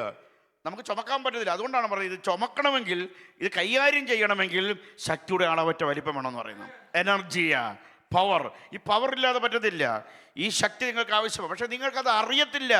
നിങ്ങൾ ആരാണ്, നിങ്ങൾ ക്രിസ്തുവിൽ ആരാണ്, നിങ്ങളെ സ്വർഗസ്ഥലങ്ങളിൽ നിങ്ങൾ ഇരുത്തിയിരിക്കുന്നു. സ്തോത്രം. ഭയങ്കരമാണത്. നിങ്ങൾ ഇരിക്കുന്നത് ഇപ്പോൾ എവിടെ? സ്വർഗസ്ഥലങ്ങളിലാണ്. മാഞ്ചസ്റ്ററിലെ ബിജു ചെറിയാൻ പാസ്റ്ററിൻ്റെ അവിടെ എഫേസ്യരുടെ ക്ലാസ് ഉണ്ടായിരുന്നു. ഭയങ്കര മനോഹരമായിരുന്നു. ഈ സ്വർഗത്തിൽ എന്തൊക്കെയുണ്ടോ അത് മുഴുവൻ ചർച്ചിൽ പ്രാക്ടീസ് ചെയ്യാമെന്നാണ് പൗലോസിൻ്റെ ആർഗ്യുമെൻറ്റ്, എഫേസ്യരുടെ ആർഗ്യുമെൻറ്റ്. ഭയങ്കരമാണത്. സ്വർഗത്തിൽ വന്നിട്ട് സ്വതന്ത്രം പറയാത്തവരുണ്ടല്ലോ, ഞാൻ സ്വർഗത്തിൽ പോട്ടെ സ്വതന്ത്രം പറയത്തുള്ളെന്ന്, മനസ്സിലല്ലേ? അങ്ങനെയുള്ളവർ ചിന്തിച്ചോണം. പൗലോസ് പറയുന്ന സ്വർഗത്തിൽ എന്തൊക്കെയുണ്ടോ, 3-ാം അധ്യായം 9 മുതൽ 11 വരെ. നമ്മൾ അങ്ങോട്ട് പോകുന്നില്ല. അങ്ങോട്ട് പോയാൽ എനിക്ക് തിരിച്ചു തരാൻ പറ്റത്തില്ല. അനാദികാലം മുതൽ മറിഞ്ഞിരുന്ന മരണത്തിന് 9 മണിക്കൂറത്തെ ക്ലാസ്. അനാദികാലം എന്നുള്ള വാക്ക് തന്നെ. കൃപ, വീണ്ടെടുപ്പ്, ദത്തെടുപ്പ്, മുൻനിർണയം, ഈ അടക്കമുള്ള വിഷയം. അനാദികാലം മുതൽ മറിഞ്ഞിരുന്ന മർമ്മത്തിൻ്റെ വ്യവസ്ഥ അതെന്താണെന്നറിയാമോ? എന്തൊക്കെയുണ്ടോ, grace, 5 word ministry, 4-11 5 word ministry, കൃപാവരങ്ങളെ, നോളജ്, അറിവ്, വിസ്ഡം, അനോയിൻറ്റിങ്, എന്തൊക്കെയുണ്ടോ അത് മുഴുവൻ 3-11 സഭ മുഖാന്തരം അറിവായി വരുന്നു. ഉണ്ട്. നിങ്ങൾക്ക് എന്തൊക്കെ ഉണ്ടോ അത് മുഴുവൻ ചർച്ചിലൂടെ നിങ്ങൾക്കറിയാം. ബോഡി ഓഫ് ക്രൈസ്റ്റിലൂടെ അത് വെളിപ്പെടും. അത് മുഴുവൻ, ആ മിനിസ്ട്രിയും ആ നോളജും ഈ അറിവും ഈ ശുശ്രൂഷയും എല്ലാം സഭയിലൂടെ നിങ്ങൾക്ക് വെളിപ്പെടും. കാരണം അതാണ് സഭ. അതുകൊണ്ട് നിങ്ങൾ സ്വർഗസ്ഥലങ്ങൾ നിങ്ങളെ ഇരുത്തിയിരിക്കുകയാണ്. അതുകൊണ്ട് നിങ്ങളുടെ ഈ സമ്പത്തിനെ കുറിച്ച് നിങ്ങൾ തിരിച്ചറിയണം. നിങ്ങൾക്കൊരു അധികാരമുണ്ട്, സഭയ്ക്കൊരു അധികാരമുണ്ട്. അത് കൈമാറ്റം ചെയ്യപ്പെട്ട അധികാരമാണ്. തലയിൽ നിന്ന് ശരീരത്തിലേക്ക്. തലയിൽ നിന്ന് കൈമാറുന്നത് കേട്ടോ, വേറെ ആർക്കും കൊടുക്കാൻ പറ്റത്തില്ല. തലയിൽ നിന്ന് മാത്രമേ ശരീരത്തിലേക്കും അവയവങ്ങളിലേക്ക് അത് കൈമാറ്റം ചെയ്യാൻ പറ്റത്തുള്ളൂ. തലയിൽ നിന്ന് താടിയിലേക്ക്, വസ്ത്രത്തിൻ്റെ വിളിമ്പിലേക്ക്, ശരീരത്തിലേക്ക് കൈമാറ്റം ചെയ്യപ്പെടുന്ന അധികാരം കണ്ടോ. അത് സഭയ്ക്ക് ദൈവം കൊടുത്തിരിക്കുക. എന്താണ് നിങ്ങൾ അറിയണം? The mystery of his will, അഹിതത്തിൻ്റെ മർമ്മം. സ്തോത്രം. നിങ്ങളെക്കുറിച്ചുള്ള ദൈവത്തിൻ്റെ വിളിയാനുള്ള ആശ, ഹോപ്പ് ഓഫ് ഹിസ് കോളിങ്, തന്നെക്കുറിച്ചുള്ള പരിജ്ഞാനം, അവകാശത്തിൻ്റെ മഹിമാധനം, ഇതെല്ലാം എന്താണ് എന്നുള്ളത് നിങ്ങൾ അറിയണം. ഇതറിയാത്തതാണ് സഭയുടെ പ്രശ്നം. അവർ സമ്പന്നരാണ്, പക്ഷേ അറിവില്ലാത്തതുകൊണ്ട് അവർ ദാരിദ്ര്യത്തിലാണ് ജീവിക്കുന്നത്. ഡെറിക് പ്രിൻസന്റെ പുസ്തകത്തിലൊരു മദാമയെക്കുറിച്ച് പറയുന്നുണ്ട്, ഹെറ്റി ഗ്രീൻ എന്ന് പറഞ്ഞ മദാമ കോടിക്കണക്കിന് ഡോളർ ആസ്തിയുള്ളൊരു മദാമയാണ്. റിയൽ എസ്റ്റേറ്റൊക്കെ അവർക്കുണ്ട്. വലിയ പണക്കാരിയാണ് അവർ. പക്ഷേ അവർ ഓട്സ് ചൂടാക്കി കഴിക്കത്തില്ല, ഗ്യാസ് ചിലവാകും. അതുകൊണ്ട് ഗ്യാസ് ലാഭിക്കാൻ ഓട്സ് ചൂടാക്കി കഴിക്കുന്നില്ല. അവർ ഇത്രയും ലൈറ്റ് ഒന്നും ഇടത്തില്ല കേട്ടോ, ഒരു ലൈറ്റ് ഇട്ടിട്ട് ഇരുട്ടത്തേ ഇരിക്കത്തില്ല അവർ. അവർക്ക് കോടിക്കണക്കിന് രൂപ ആസ്തിയുള്ളവരാണ്. ഒറ്റ മകനെ അവർക്കുണ്ടായിരുന്നുള്ളൂ. മകൻ്റെ കാല് മുറിഞ്ഞ് കാലിന് പഴുപ്പ് മുകളിൽ കയറുകയാണ്. ഇവർ സൗജന്യമായി ചികിത്സിക്കുന്ന ക്ലിനിക്ക് അന്വേഷിച്ച് നടക്കുകയാണ്. ഇവർക്ക് അതിൻ്റെ ആവശ്യമൊന്നുമില്ല. അവസാനം മകൻ്റെ കാല് മുറിച്ച് കളയേണ്ടതായിട്ട് വന്നു. ഇവർ പക്ഷാഘാതം വന്നാണ് മരിച്ചത്. ഈ ഉദാഹരണമാണ് ആദ്യം പറയുന്നതിൻ്റെ കാരണം എന്ന് പറയുന്നത്. ഇതാണ് സഭ. ഇത്രയും റിച്ചായൊരു സ്ത്രീ ദാരിദ്ര്യത്തിലാണ് ജീവിക്കുന്നത്. ദൂർത്തൂത്തൻ്റെ ചേട്ടനെ കുറിച്ച് അറിയാമല്ലോ. ദൂർത്തൂത്തൻ്റെ കാര്യമൊക്കെ പോട്ടെ, ഇന്നലെ വന്നവൻ സെലിബ്രേറ്റ് ചെയ്യുകയാണ്.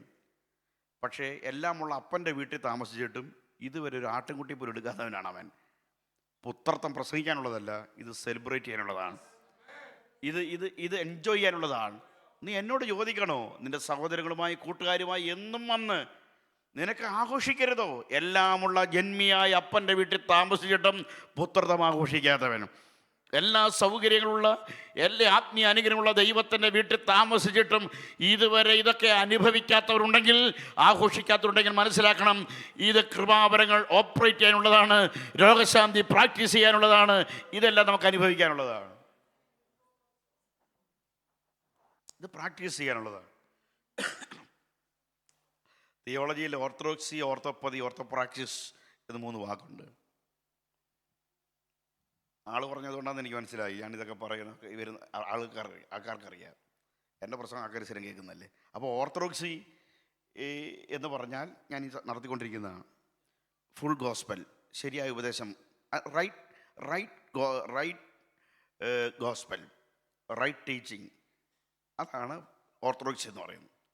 ഓർത്തോപ്പതി എന്ന് പറയുന്നത് റൈറ്റ് അഫെക്ഷൻ, ശരിയായ വികാരം. ഓർത്തോപ്രാക്സിസ് എന്ന് പറയുന്നത് റൈറ്റ് ലൈഫ്, ശരിയായ ജീവൻ. ഇത് 3 കൂടെ ചേരുന്നതാണ് സ്പിരിച്വാലിറ്റി. ഇത് 3 കൂടെ ഒക്കണം, മനസ്സിലായി? ഇത് 3 ഒരുപോലെ വന്നാലേ റിയൽ സ്പിരിച്വാലിറ്റി ആകുള്ളൂ. ഓർത്തഡോക്സി എന്ന് പറഞ്ഞാൽ ശരിയായ ഉപദേശം, ഫുൾ ഗോസ്പൽ, ബ്രാക്കറ്റിലല്ല കേട്ടോ, ശരിയായ ഉപദേശം. അതാണ് 2. ഓർത്തോപ്പതി ശരിയായ വികാരം. ഈ പറയുന്നതെല്ലാം വികാരമായി മാറണം. സ്നേഹം 4 ദിവസം ബൈബിൾ ക്ലാസ് എടുക്കേണ്ട വിഷയമല്ല, അതിന് ക്ലാസ്സൊന്നും വേണ്ട, നമ്മളങ്ങ് സ്നേഹിച്ചാൽ പോരെ. ക്ഷമ, ഒരാഴ്ചത്തെ കൈ ക്ലാസ് ക്ഷമ. പരോപകാരം, ഇന്നത്തെ പ്രബന്ധ വിഷയം പരോപകാരം. അതിന് സഹായിച്ചാൽ പോരെ, ആളുകളെ സഹായിച്ചാൽ മതി, മനസ്സിലായില്ലേ? ഹോസ്പിറ്റാലിറ്റി, ലേഡീസ് മീറ്റിങ്ങിന് വാങ്ങിക്കേണ്ട ഉപന്യാസമല്ല, വീട്ടിൽ വരുന്നോട് കാണിക്കേണ്ടതാണ്, മനസ്സിലായില്ല? അപ്പം ഇതാണ് ഓർത്തോപ്പതി എന്ന് പറയുന്നത്. ഓർത്തോപ്പതി എന്ന് പറയുന്നത് ഇത് വികാരമാകുക, ഇത് വികാരമാകുക എന്നുള്ളതാണ്. ഇത് ക്യാരക്ടറാണ്. ഗിഫ്റ്റ്, എബിലിറ്റിയും ഫ്രൂട്ട് ക്യാരക്ടറും, അതെപ്പോഴും മനസ്സിലാക്കിക്കണം. അപ്പോൾ കൃത്യമായി സ്നേഹം, പരോപകാരം, ദയ, ഷോയിങ് മേഴ്സി, ഗിവിങ്, ഇത് വികാരമാകണം, വികാരമാകണം. സ്നേഹം, ക്ഷമ. ഓർത്തോപ്രാക്സിസ് അല്പം കൂടെ ഹാർഡാണ്. അത് ഗിരിപ്രഭാഷണവും യാക്കോബിൻ്റെ ലേഖനവും അതിൻ്റെ പഠനം. മത്തായി 5:6-7 ഗിരിപ്രഭാഷണവും യാക്കോബിൻ്റെ ലേഖനം കൂടെ ചേർത്ത് കിട്ടുമ്പോൾ ഒരു തിസിസ് ഉണ്ട്. അതിനെ ഡിയാൻഡോളജി എന്നാണ് പറയുന്നത്, ഡിയാൻഡോളജി. ആ ഗിരിപ്രഭാഷണവും യാക്കോബിൻ്റെ ലേഖനം വായിച്ചിട്ടുണ്ടോ? യാക്കോബിൻ്റെ ലേഖനം അറിയാമല്ലോ. യാക്കോബിൻ്റെ ലേഖനം വിധവയെ പോയി കാണുന്നതിനെക്കുറിച്ച്, അനാഥരെ പോയി കാണുന്നതിനെക്കുറിച്ചൊക്കെയാണ് പറയുന്നത്. The faith must be work out. Faith എങ്ങനെയാണ് വർക്കൗട്ട് ചെയ്തതിനെക്കുറിച്ചാണ് പറയുന്നത്. വർക്കൗട്ട് ചെയ്യാത്തടത്തോളം കാലം ഫെയ്ത്ത് അത് ഡെഡായിരിക്കുന്നതാണ് പറയുന്നത്. The faith must be confessed, വിശ്വാസം ഏറ്റുപറയുക. The faith must be tested, അത് ടെസ്റ്റ് ചെയ്യുക. The faith must be work out, അത് വർക്കൗട്ട് ചെയ്യുക. അപ്പം പ്രവൃത്തിയില്ലാത്ത വിശ്വാസം നിർജീവമാണ്. അത് കൃത്യം. അപ്പം യാക്കോബിൻ്റെ ലേഖനവും ഗിരിപ്രഭാഷണം ഒരു 100-111 വാക്യങ്ങൾ ഗിരിപ്രഭാഷണം. അത് ഭയങ്കരമാണ്, മനസ്സിലായി? ഔട്ട്വേർഡ് എക്സ്പ്രഷൻ അല്ല, ഇൻവേർഡ് ആറ്റിറ്റ്യൂഡ് തന്നെ പ്രശ്നമാകും. കത്തിയെടുത്ത് കുത്തി അവൻ ചത്താലേ കൊലപാതകമാവും 10 കൽപ്പനയ്ക്കകത്ത്. പക്ഷെ ഗിരിപ്രഭാഷണം അങ്ങനെയല്ല. കുത്തണ്ട, മൂട എന്ന് പറയണ്ട, ഇപ്പം ചിന്തിച്ചാൽ മതി. ഇവിടെ കിട്ടിയോ? അതാണ് ഗോൾഡൻ റൂളാണ്, മനസ്സിലായില്ലേ? ഗോൾഡൻ റൂളാണ്. അലേർട്ട് വന്നുകൊണ്ടിരിക്കുകയാണ്. ഗോൾഡൻ റൂളാണ്, മനസ്സിലായില്ലേ? നമ്മൾ ഈ സുവിശേഷ വായന, ലേഖന വായന സഭയിൽ നിർബന്ധമാക്കണം. ഞാൻ നിരന്തരം എഴുതുന്ന ഒരാളായിരുന്നു. അത് ഇതിൻ്റെ ഗുഡൻസ് മനസ്സിലാക്കിക്കൊണ്ടാണ്. കഴിഞ്ഞ 118 വർഷമായ കേരളത്തിലെ പെന്തിക്കോസ് സുവിശേഷ വായന, ലേഖന വായന നിർബന്ധമാക്കിയിരുന്നെങ്കിൽ ഇച്ചിരി മെച്ച വായന. സങ്കീർത്തന വായനയ്ക്ക് ഞാൻ എതിരല്ല, ഇതിലല്ല. സങ്കീർത്തന വായന ജൂയിഷ് സെനഗോഗിൻ്റെ ട്രഡീഷനാണ് നമ്മുടെ സഭായോഗം. അവിടെ സങ്കീർത്തന വായന ഉണ്ടായിരുന്നു. അപ്പോൾ പക്ഷേ പള്ളിയിലൊക്കെ സുവിശേഷ വായനയുണ്ട്. സുവിശേഷം വായിക്കണം, ലേഖനവും വായിക്കണം. മനസ്സിലായില്ലേ? അപ്പോൾ കുറച്ച് കാര്യങ്ങളൊക്കെ ബൈബിളിലുണ്ടെന്ന് നമ്മൾ മനസ്സിലാവും. 91 സങ്കീർത്തനം വായിച്ചിട്ട് ഒരു ഷോർട്ട് പ്രെയർ 117 സങ്കീർത്തനം വായിച്ചിട്ട് കിടന്നാൽ പോരാ. ഇവിടെ കൃത്യമായിട്ടത് പറയുന്നുണ്ട്. അപ്പോൾ ആറ്റിറ്റ്യൂഡാണ് വിഷയം. മനസ്സിലായില്ലേ? ചെയ്യണ്ട, നോക്കിയാൽ മതി എന്നാണ് പറയുന്നത്. അപ്പോൾ ഔട്ട്വേഡ് എക്സ്പ്രഷൻ അല്ല, ഇൻവേഡ് ആറ്റിറ്റ്യൂഡ് വലിയ വിഷയമാണ്. അതാണ് ഗിരിപ്രഭാഷണത്തിലെ ഡിസൈപ്പിൾ. ആ ഉന്നതമായ മാനസിക നിലയിലേക്ക് അവൻ എത്തപ്പെടും. അതാണ് ലോകത്തിൻ്റെ ഉപ്പും ലോകത്തിൻ്റെ വെളിച്ചവും ഭൂമിയുടെ ഉപ്പെന്ന് പറയുന്ന ഡിസൈപ്പിൾ. ആ ഒരു ആറ്റിറ്റ്യൂഡിലേക്ക് അവൻ എത്തും. സ്വതന്ത്രം. അതാണ് ഗിരിപ്രഭാഷണം. കിംഡം ഓഫ് ഗോഡിൻ്റെ മാനിഫെസ്റ്റോ അത് ആ 3 അധ്യായം. മനസ്സിലാകുന്നു? അങ്ങനെയുള്ളവരെ കിംഡം ഓഫ് ഗോഡിലേക്ക് എൻ്റർ ചെയ്യത്തുള്ളൂ. അപ്പോൾ നമ്മൾ മനസ്സിലാക്കണം. നമുക്ക് മടങ്ങി വരാം. അപ്പോൾ ഞാൻ 3 അധികാരം പറഞ്ഞു. നോട്ട് ചെയ്തിട്ട് പറഞ്ഞ് ശ്രേഷ്ഠ അധികാരം. നാളെ തീരുമ്പോൾ പരീക്ഷയുണ്ട് കേട്ടോ, 4 ദിവസത്തെയും. മനസ്സിലായില്ലേ? അപ്പം ശ്രേഷ്ഠ അധികാരം എന്തൊക്കെ പറയുന്നത് എനിക്കറിയാം. ഞാൻ എന്തൊക്കെ പറയുന്നത് എനിക്കറിയാം. എന്നോട് നീ കണക്കിടത്തില്ല. ഞാൻ അയക്കുന്നിടത്തെല്ലാം കൃത്യമായിട്ട് 100% സത്യസന്ധമായിട്ട് എൻ്റെ കാര്യങ്ങൾ ഞാൻ പറയും. സ്തോത്രം. അപ്പോൾ അതുകൊണ്ട് ഇത് ഉഴപ്പുന്നവർ കണക്ക് കൊടുക്കേണ്ടി വരും ദൈവസന്നിധി. ശ്രേഷ്ഠ അധികാരം റഫറൻസ് പറ. റോമാലേഖനം 13:1. അങ്ങനെ പറയണം. എന്തിനിങ്ങനെ പറയുന്നറിയാം? ഇത് മനപ്പാടമാകാൻ വേണ്ടിയാണ്. ഏത് കാര്യം പറഞ്ഞു പഠിക്കണം. 13:1 ക്രിസ്തുവിൻ്റെ അധികാരം, സഭയുടെ അധികാരം. ഇത്തരം കാര്യം പറയും. സഭയുടെ അധികാരം പറയുമ്പോൾ എഫേസ്യരിലേക്ക് പോയി കണ്ടോ, ഗ്രേറ്റ് കമ്മീഷനകത്തൊരു അധികാരതയെ നോക്കിയിട്ടുണ്ട്. അതുകൊണ്ടാണ് ആളുകൾ എന്ന് പറയുമ്പോൾ ശത്രുവിൻ്റെ സകല ബലത്തെയും കണ്ടോ, ബലം ശത്രുവിനാണെങ്കിലും പവർ നിങ്ങൾക്ക് കേട്ടോ. ബലം ശത്രുവിനാണെങ്കിലും അധികാരം നിങ്ങൾക്കാണ്. ആ അധികാരം ദൈവം നിങ്ങൾക്ക് നൽകിയിട്ടുണ്ട്. സ്തോത്രം. മറ്റൊരു കാര്യം പറയുന്നുണ്ട്. ലൂക്കോസ് 4:32-31 ലൂക്കോസ് വിഷയം പറയുന്നത് വചനത്തിൻ്റെ അധികാരം എന്ന് പറയുന്നുണ്ട്. വാക്യം അറിയാമല്ലോ. അവൻ്റെ വചനത്തിൻ്റെ അധികാരം. അപ്പോൾ ശ്രേഷ്ഠ അധികാരം, ക്രിസ്തുവിൻ്റെ അധികാരം, അതാണ് എക്സൂസിയാണ് കേട്ടോ, നൽകപ്പെട്ട അധികാരമാണ്. സഭയുടെ അധികാരം, വചനത്തിൻ്റെ അധികാരം ദൈവസഭയ്ക്ക് നൽകി. ഗ്രേറ്റ് കമ്മീഷൻ ഈ അധികാരം നൽകിയാണ്. ഇന്ത്യയുടെ ഗ്രാമങ്ങൾ ഇന്നലെ കണ്ട വലിയ സജീവ് മാത്യു പാസ്റ്ററിൻ്റെ ബോംബെ എന്തോ സമ്മേളനമാണ്. ഞാനതോടെ സംസാരിച്ചു. നവപുര കൺവെൻഷൻ ഭയങ്കരമാണ്. ഇന്ത്യയുടെ ഗ്രാമങ്ങളെ പിടിച്ചു കൊലുക്കുന്ന രീതിയിലേക്ക് സുവിശേഷം അതിൻ്റെ പ്രവൃത്തി ചെയ്യുകയാണ്. സുവിശേഷം അതിനുള്ള അധികാരമുണ്ട്. അനാചാരങ്ങളെ, കർമ്മകാണ്ഡങ്ങളെ, മന്ത്രവാദങ്ങളെ, പൈശാചിക കോട്ടകളെ, ഇരുളിൻ്റെ കോട്ടകളെല്ലാം ഇടിച്ചു നിരത്താൻ ഈ സുവിശേഷന് അധികാരമുണ്ട്.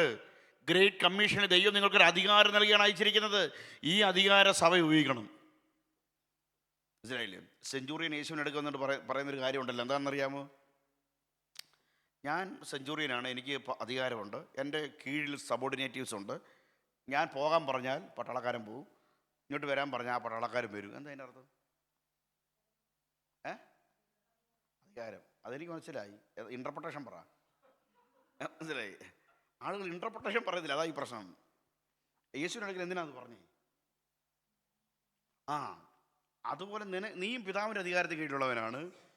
നീ പോകാൻ പറഞ്ഞാൽ എൻ്റെ ബാല്യക്കാരൻ്റെ അസുഖം പോകുന്നതിനുള്ളതിൻ്റെ അർത്ഥം മനസ്സിലാവും. ഞാനൊരു അധികാരത്തിൽ കീഴിലുള്ളവനാണ്. എൻ്റെ ശിവായോട് പോകാൻ പറഞ്ഞാൽ അവൻ പോകും, വരാൻ പറഞ്ഞാൽ വരും. അതാണ് എൻ്റെ അധികാരം. ഞാൻ അധികാരത്തിൽ കീഴിലുള്ളവനാണ്. പിതാവിൻ്റെ അധികാരത്തിൽ കീഴിലുള്ളവനാണ് നീ പറഞ്ഞാൽ എൻ്റെ ബാല്യക്കാരൻ്റെ ഭൂതം പോകുമെന്ന്, രോഗാത്മാവ് വിട്ടുമാറുമെന്ന് അവന് കൃത്യമായി പറയുകയാണ്. അതുകൊണ്ട് ദൈവത്തിൻ്റെ അധികാരത്തിന് കീഴിൽ ഇരിക്കുന്നവർക്ക് സാത്താൻ്റെ മേൽ അധികാരം പ്രയോഗിക്കാൻ പറ്റൂ. സ്തോത്രം. അതുകൊണ്ടാണ് പറയുന്നത് സബ്മിറ്റ് ഗോഡ് ആൻഡ് റെസിസ്റ്റ് സൈറ്റാൻ. അങ്ങനെ പറയുന്നത്. സാത്താൻ ഓടിപ്പോകാൻ സാത്താൻ അടുക്കിലേക്ക് പോകുമല്ല വേണ്ടത്, ദൈവത്തിന് കീഴടങ്ങുക. അങ്ങനെ തിരിച്ചാണ് പറയുന്നത്. ദൈവത്തിന് കീഴടങ്ങിയ സാത്താൻ നിങ്ങളെ വിട്ട് ഓടിപ്പോകുന്ന. അപ്പം ദൈവത്തിന് കീഴടങ്ങാത്തവർക്ക് സാത്താൻ്റെ മേൽ അധികാരം എക്സസ് ചെയ്യാൻ പറ്റത്തില്ല. സ്തോത്രം. അതുകൊണ്ട് ദൈവം സഭയ്ക്കൊരു അധികാരം നൽകിയിട്ടുള്ളത് ഉപയോഗിക്കണം. സദൃശവാക്യം 18-ാം അധ്യായം അതിൻ്റെ 20-ാം വാക്യത്തിലൊരു അധികാരം പറയുന്നുണ്ട്. നാവിൻ്റെ അധികാരം. ഉണ്ടോ? നാവിൻ്റെ അധികാരം. നാവിന് വാക്കുകൾ വളരെ സൃഷ്ടിക്ഷമതയുള്ളതാണ് കേട്ടോ. വാക്കുകൾക്ക് വളരെ സൃഷ്ടിക്ഷമതയുള്ളതാണ്. നാവ് സൂക്ഷിക്കണം. കൃപയോട് കൂടിയതാകണം. ഉപ്പിനാ രുചി വരുന്നതാകണം. നാവിന് അധികാരമുണ്ട്. വെറുതെയല്ല. ഗ്രേറ്റ് കമ്മീഷൻ അതൊരു പവറുണ്ട്. അത് ശ്രേഷ്ഠ അധികാരമാണ്, ക്രിസ്തുവിൻ്റെ അധികാരമാണ്, സഭയുടെ അധികാരമാണ്, വചനത്തിൻ്റെ അധികാരമാണ്, നാവിൻ്റെ അധികാരം ഉണ്ടോ, ഒരു അധികാരമുണ്ട്.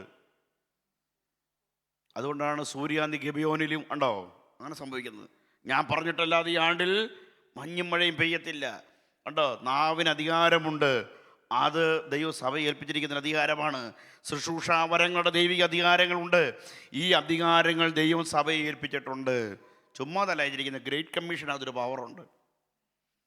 സാധാരണക്കാരായ നമ്മുടെ പാസ്റ്റർമാർ, ഉപദേശിമാർ, മിഷണറിമാർ വടക്കേണ്ടിയ ഗ്രാമങ്ങളിൽ നൂറുകണക്കിന് ആൾക്കാരെ നേടുന്നത് കൊണ്ടാണ്.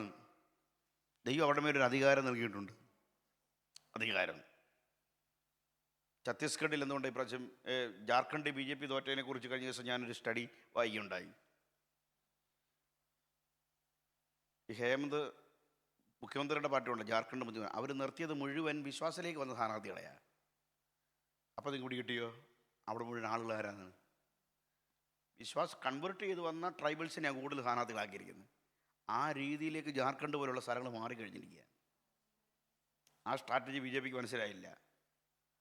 അപ്പം ഇന്ത്യയുടെ ഗ്രാമങ്ങൾ കോറിഡോർ ഉണ്ടല്ലോ, ഈ ഛത്തീസ്ഗഡ്, ജാർഖണ്ഡ് പോലുള്ള ട്രൈബൽ കോറിഡോർ, ആ മേഖലകളെല്ലാം വ്യാപകമായ ദൈവപ്രവൃത്തി നടന്നുകൊണ്ടിരിക്കുകയാണ്. ഇതിനകത്തൊരു പവർ പ്രവർത്തിക്കുന്നുണ്ട്. ഇതിനകത്തൊരു അധികാരം വർക്കൗട്ട് ചെയ്യുന്നുണ്ട്. കാരണം ആ അധികാരം ഈ മിഷനകത്തുണ്ട്. പവർ തീർന്നില്ല. രണ്ടാമതാണ് പ്ലാനിങ്. രണ്ടാമത്തെ P എന്താ? പ്ലാനിങ്. ചുമ്മാ കായികയല്ല കേട്ടോ, ഒരു പ്ലാനിങ് ഉണ്ട്, ആസൂത്രണം. ഒരു ആസൂത്രണമുണ്ട്, ഒരു പ്ലാനിങ് ഉണ്ട്. എന്താ ആസൂത്രണം പറഞ്ഞേ? പ്ലാനിങ് എന്തുവാ? ചുമ്മാ പോയാൽ മതിയോ? ഗോ, പോവുക. Teach, baptise and make disciples. ഇതാണ് അതിൻ്റെ പ്ലാനിങ്. ഗോ, പോവുക. വരുവീൻ സംബന്ധിപ്പോൾ അനുഗ്രഹം പ്രാപിക്കും. നമ്മുടെ നോട്ടീസ് നമ്മൾ വെക്കുന്നത് അത് മിഷനെതിരാണ്. ഞാൻ MT ചെയ്ത് മിഷനില്ല കേട്ടോ. അതുകൊണ്ടാണ് മിഷനെ കുറിച്ച് ആധികാരികമായിട്ട് പറയുന്നത്. മിഷനെ കുറിച്ച് ആധികാരികമായിട്ട് പറയുന്നത് കൊണ്ടാണ്. മിഷൻ പഠിച്ചതാണ്. നമ്മൾ പറയാം കം ഇല്ലേ ആൻഡ് ബി ബ്ലസ്ഡ്, അങ്ങനെയല്ലേ വെക്കുന്നത്. മിഷനെതിരാ. അത് വിളിച്ചു വരുത്തി പറയേണ്ടതല്ല. ഈ ആൾ എവിടെ ഇരിക്കുന്നു അവിടെ ചെന്നാ പറയേണ്ടത്. ഗോ, ചെന്ന് പറയണം. ജയിലിലേക്ക്. ആദമ നീ എവിടെയെന്ന് പറഞ്ഞുകൊണ്ട് അങ്ങോട്ട് ചെല്ലുക ചെയ്ത്. ആദം എവിടെയാണോ അവിടേക്ക്. അതാണ് മിഷൻ തുടങ്ങുന്നത് അവിടെയാണ്. ട്രിനിറ്റിയിൽ മിഷൻ ആരംഭിക്കുന്ന അവിടെയാണ്. ആദമേ നീ എവിടെയെന്ന് പറഞ്ഞുകൊണ്ട് ആദമിൻ്റെ അടുക്കലേക്ക് ചെന്നു. ഉണ്ടോ, 99 വിട്ടേച്ച് ഒന്നിനെ തേടി പോകുന്നു. അതാണ് മിഷൻ. മിഷൻ ട്രിനിറ്റിയിലാണ് ആരംഭിക്കുന്നത്. മിഷൻ്റെ ബുക്ക് ബൈബിളാണ്. ആദമിനെ തേടി ചെല്ലുന്നു, അവസാന പുത്രനെ അയക്കുന്നു. കംപ്ലീറ്റ് ചെയ്യാൻ, മിഷൻ കംപ്ലീറ്റ് ചെയ്യാൻ കുരിശിലത് പൂർത്തീകരിച്ചു. അത് ലോകത്തെമ്പാടും ഈ സാൽവേഷൻ പ്രൊപ്പഗേറ്റ് ചെയ്യുന്നത് ഹോളി സ്പിരിറ്റാണ്. അതിന് സഭയാണ് ഉപയോഗിക്കുന്നത്.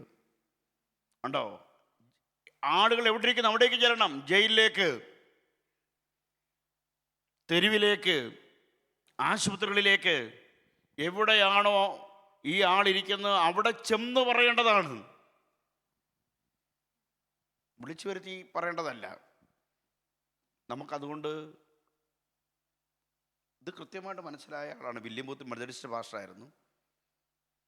ആ മിഷൻ ഉള്ളിൽ കയറിയപ്പോഴാണ് പിന്നെ പുള്ളി പുറത്തോട്ടങ്ങ് ഇറങ്ങിയത്. റോഡ് നിൽക്കുന്നതുകൊണ്ടെല്ലാം പറയാൻ തുടങ്ങി, കുട്ടികളോട് സംസാരിക്കാൻ തുടങ്ങി. ഖാദറിൻ ബൂത്തിനാണ് കൃത്യമായിട്ട് ആ വിഷനാണ് ഉണ്ടായ ഭാര്യയ്ക്ക്.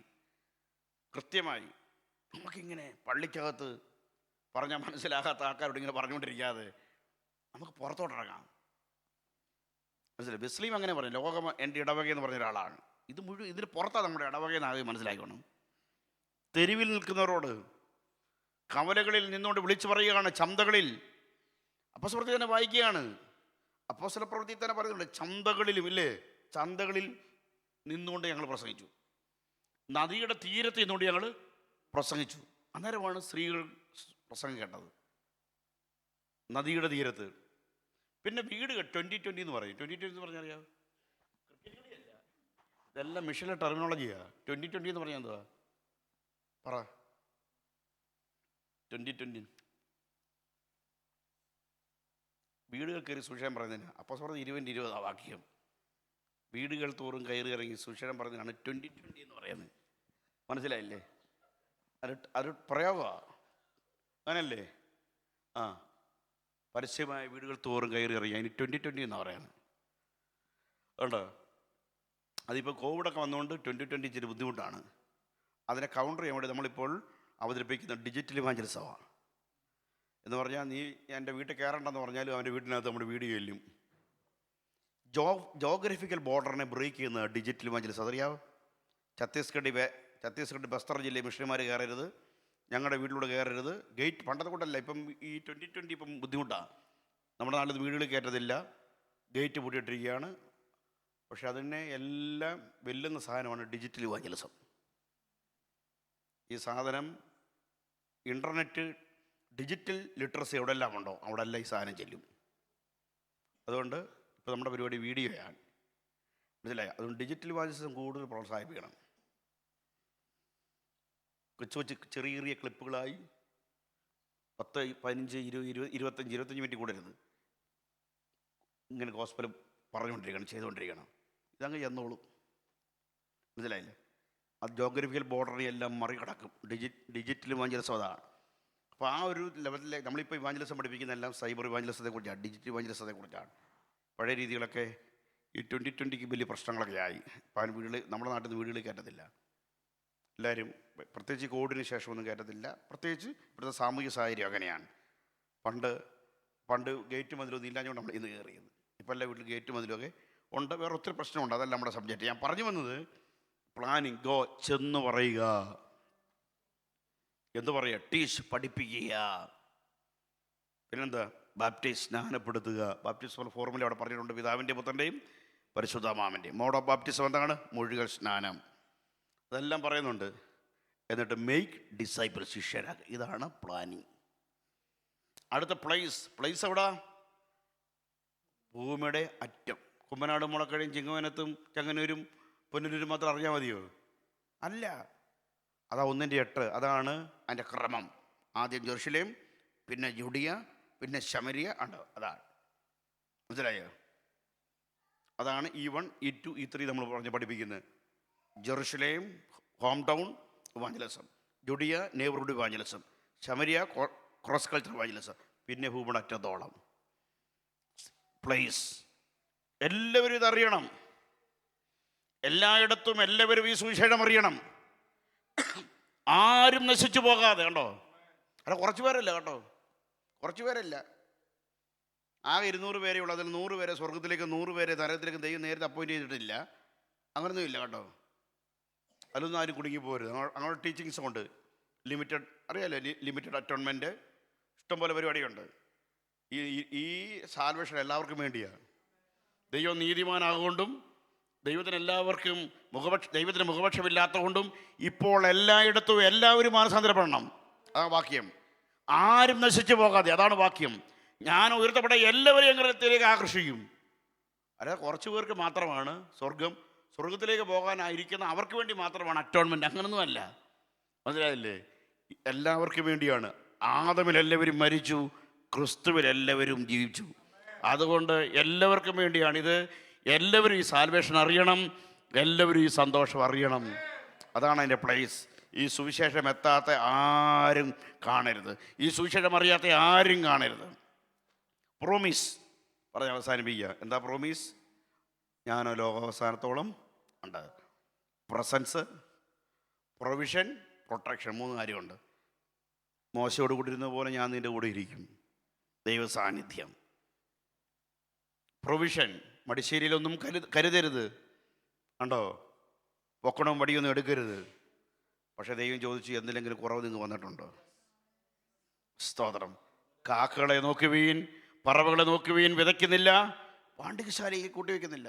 ദേശാടന പക്ഷികളെ നോക്കിയേ, പാൻ കാർഡില്ല, റേഷൻ കാർഡില്ല, ആധാർ കാർഡില്ല, ഒന്നുമില്ല. എവിടെയെങ്കിലും പട്ടിണി കിടക്കുന്നതാണ് കണ്ടുണ്ടോ? കറണ്ട് അടിച്ചൊക്കെ ഇവിടെ അത് കിടക്കുന്നുണ്ടോ? പക്ഷേ പട്ടിണി കിടക്കുന്നതാണ് നമ്മളാരും കണ്ടിട്ടില്ല. ദൈവം അത് പുലർത്തുന്നു. താമര നോക്കി, ചെളിയിലാണ് വളരുന്നത്. ചെളിയിൽ അതുപോലെ ആരും ഒരുങ്ങിയിട്ടില്ല. ശലോമനാണ് നന്നായിട്ട് ഒരുങ്ങുന്ന ആൾ.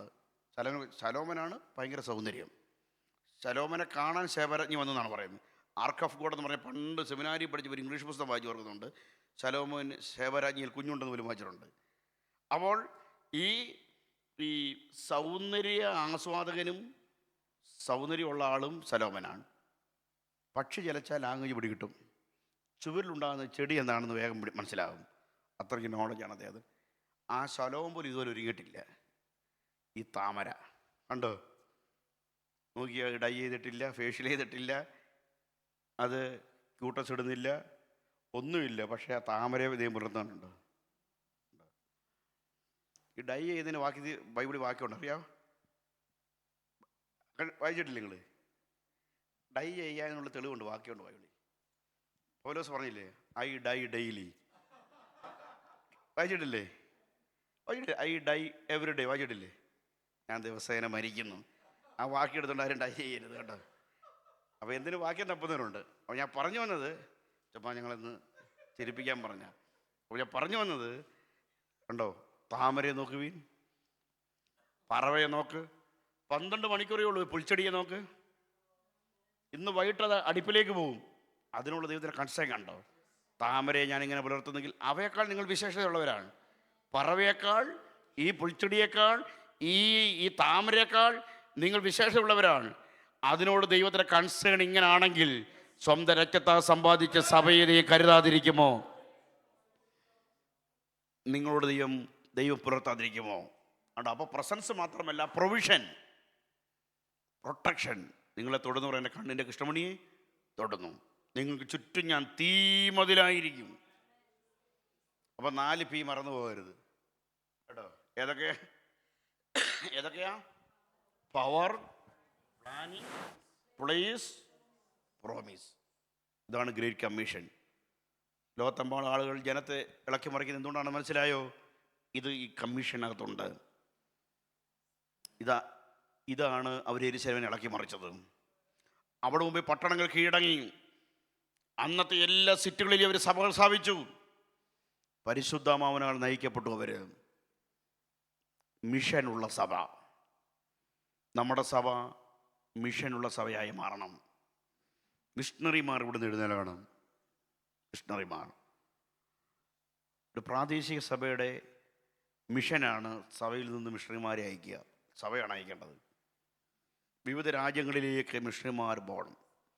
ഞങ്ങളുടെ സഭ പാണാട് ചർച്ച കൂടെ ഒത്തിരി മിഷണറിമാരെ അയച്ചിട്ടുള്ള സഭയാണ്. ഒത്തിരി ആൾക്കാരെ.